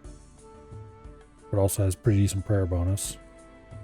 The Bandos Stole, same way. Bandos Cloak doesn't have anything. Actually, seriously? I thought this had some bonuses. Oh, that's because I'm wearing one.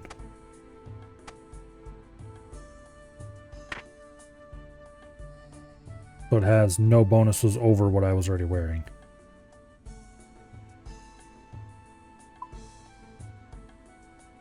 Okay. +3. That's certainly better than this cape. Go ahead and move that out of here then. I should go get another fire cape so I have one of those, because that would be better than this cloak. But I do have ranger boots, which is cool. Not that I need them, because I have a 100% chance to hit. So honestly, I really don't need ranger armor at all anymore. And I should instead wear other armor wherever possible.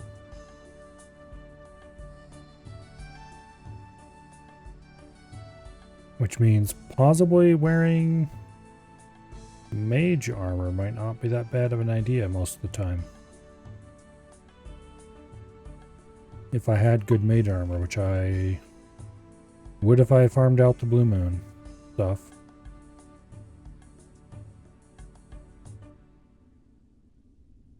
Interestingly, this gives +1 melee strength, which is weird. I need to farm out these armor sets. I want to know what all they have on them. I don't feel like looking them up on the wiki right now. But also there's a bunch of other things I need to do. Where can I get Quetzal feed actually? Because I'd like to have more of that too. Okay, it all comes from Hunter loot sacks. Alright.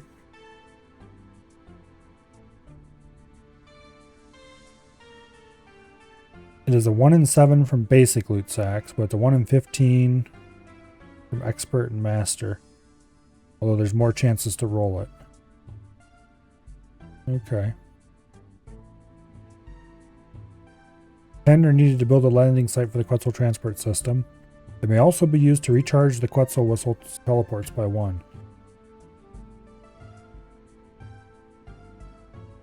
Okay. Quetzal Whistle is a teleportation item that takes the player to the entrance of the Hunter's Guild right next to the Quetzal Transportation System landing site. It cannot be used beyond level 20 wilderness. Well, who cares about that? Okay. Complete 10 Hunter's Rumors and you can get the blueprint for the basic version.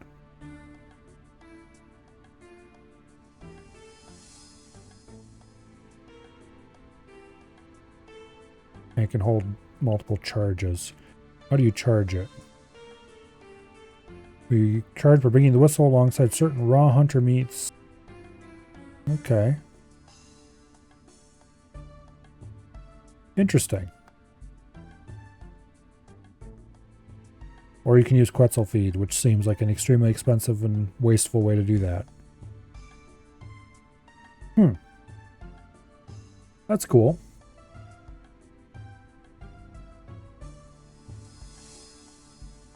Well, I'm going to want one of those when I go and do more Hunter, which is not too far in the distant future. One thing about this game, it is constantly pulling you in all directions at once. There is a incredibly long list of things that need to get done. And I really ought to be doing all of them. Where can I get the magic cape? Is that in the Mage's Tower? I think it might be.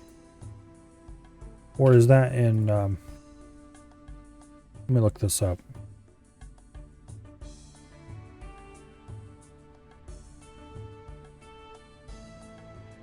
The Wizards Guild. Okay, that's the one in...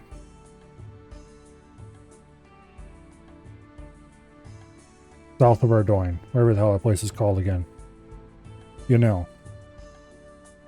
Doesn't say. But that's what they mean by the Wizards Guild, I'm pretty sure. Yep, and you know. Okay, so we can't get that. Damn it, I want a Cape of Accomplishment. aka a 99 cape. But every single one is in a region I don't have access to. Prayer is in Asgarnia, I think. Which is a region that I might choose, but I don't have easy access to it right now. Ranged is in... oh, what is the name of that kingdom again? It's north of Ardoyne a little ways. I'm definitely not choosing that region, though. Magic is also in that same region.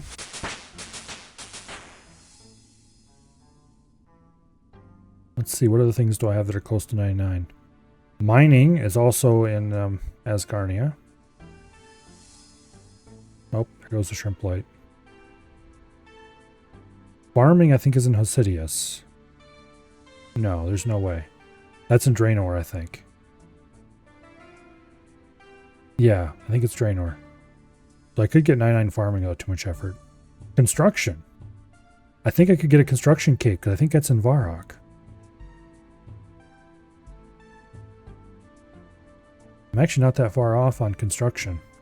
I mean, okay, I'm a long ways off, but as far as what skills I have remaining, mining is probably the closest, but as for ones that I can get a cape for, construction I'm probably pretty close on.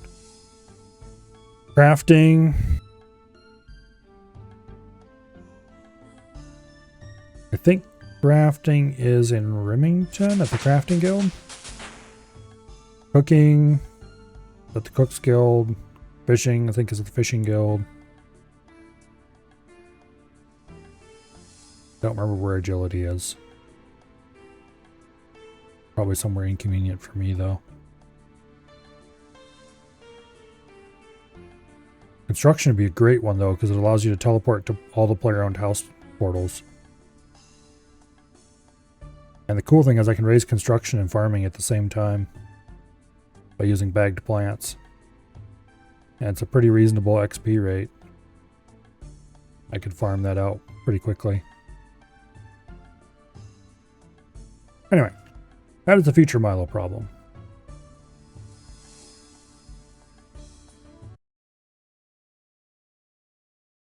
Maybe a later tonight Milo problem. But not on this stream Milo problem. Because it is 10:52 and it is high time to wrap things up. Tomorrow is Thursday,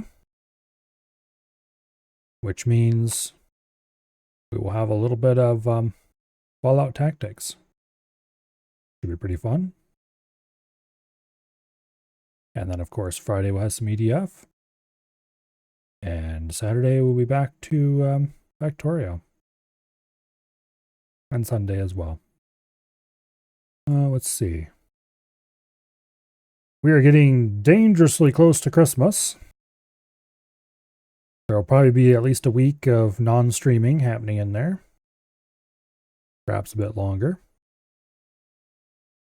Assuming that I actually get out there, which... yeah. That'll likely start anywhere from the 21st onward.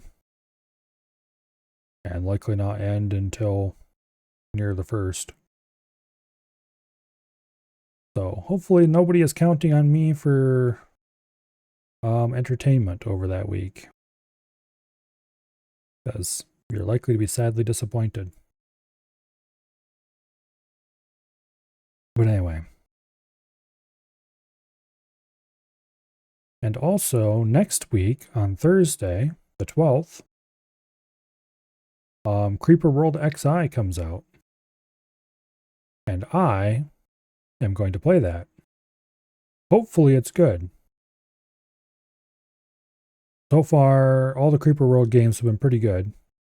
Although they tend to be pretty different from each other. And it looks like XI is going to be a lot more like Creeper World 2 than like any of the others. And 2 was very unique, shall we say.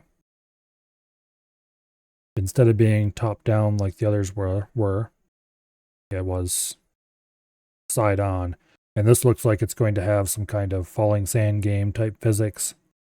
Kind of like Noida has. So, we'll see. It looks pretty interesting. Well, that's next week.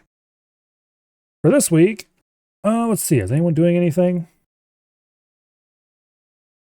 Looks like Avi is playing Void Crew. Probably with Wasted if I had to guess. And Av is playing Valheim. Alright. Valheim's cool. What is he doing? He's building something. Okay. He's building something out of stone, it looks like. Let's go over there and find out what he's building. Try to keep him out of trouble. Pretty sure that's impossible, but we can at least yell at him in chat when he starts getting into trouble. Hopefully I see you all back here tomorrow for the Fallout shenanigans. It might very well be the last Fallout shenanigans before Christmas, due to when Creeper World is coming out. But we'll see. Let's see if that comes out the 12th. Yeah, there might be one more on the 19th of Fallout before Christmas. Anyway, hopefully you all have an awesome night, and I will see you all later. Good night, and goodbye.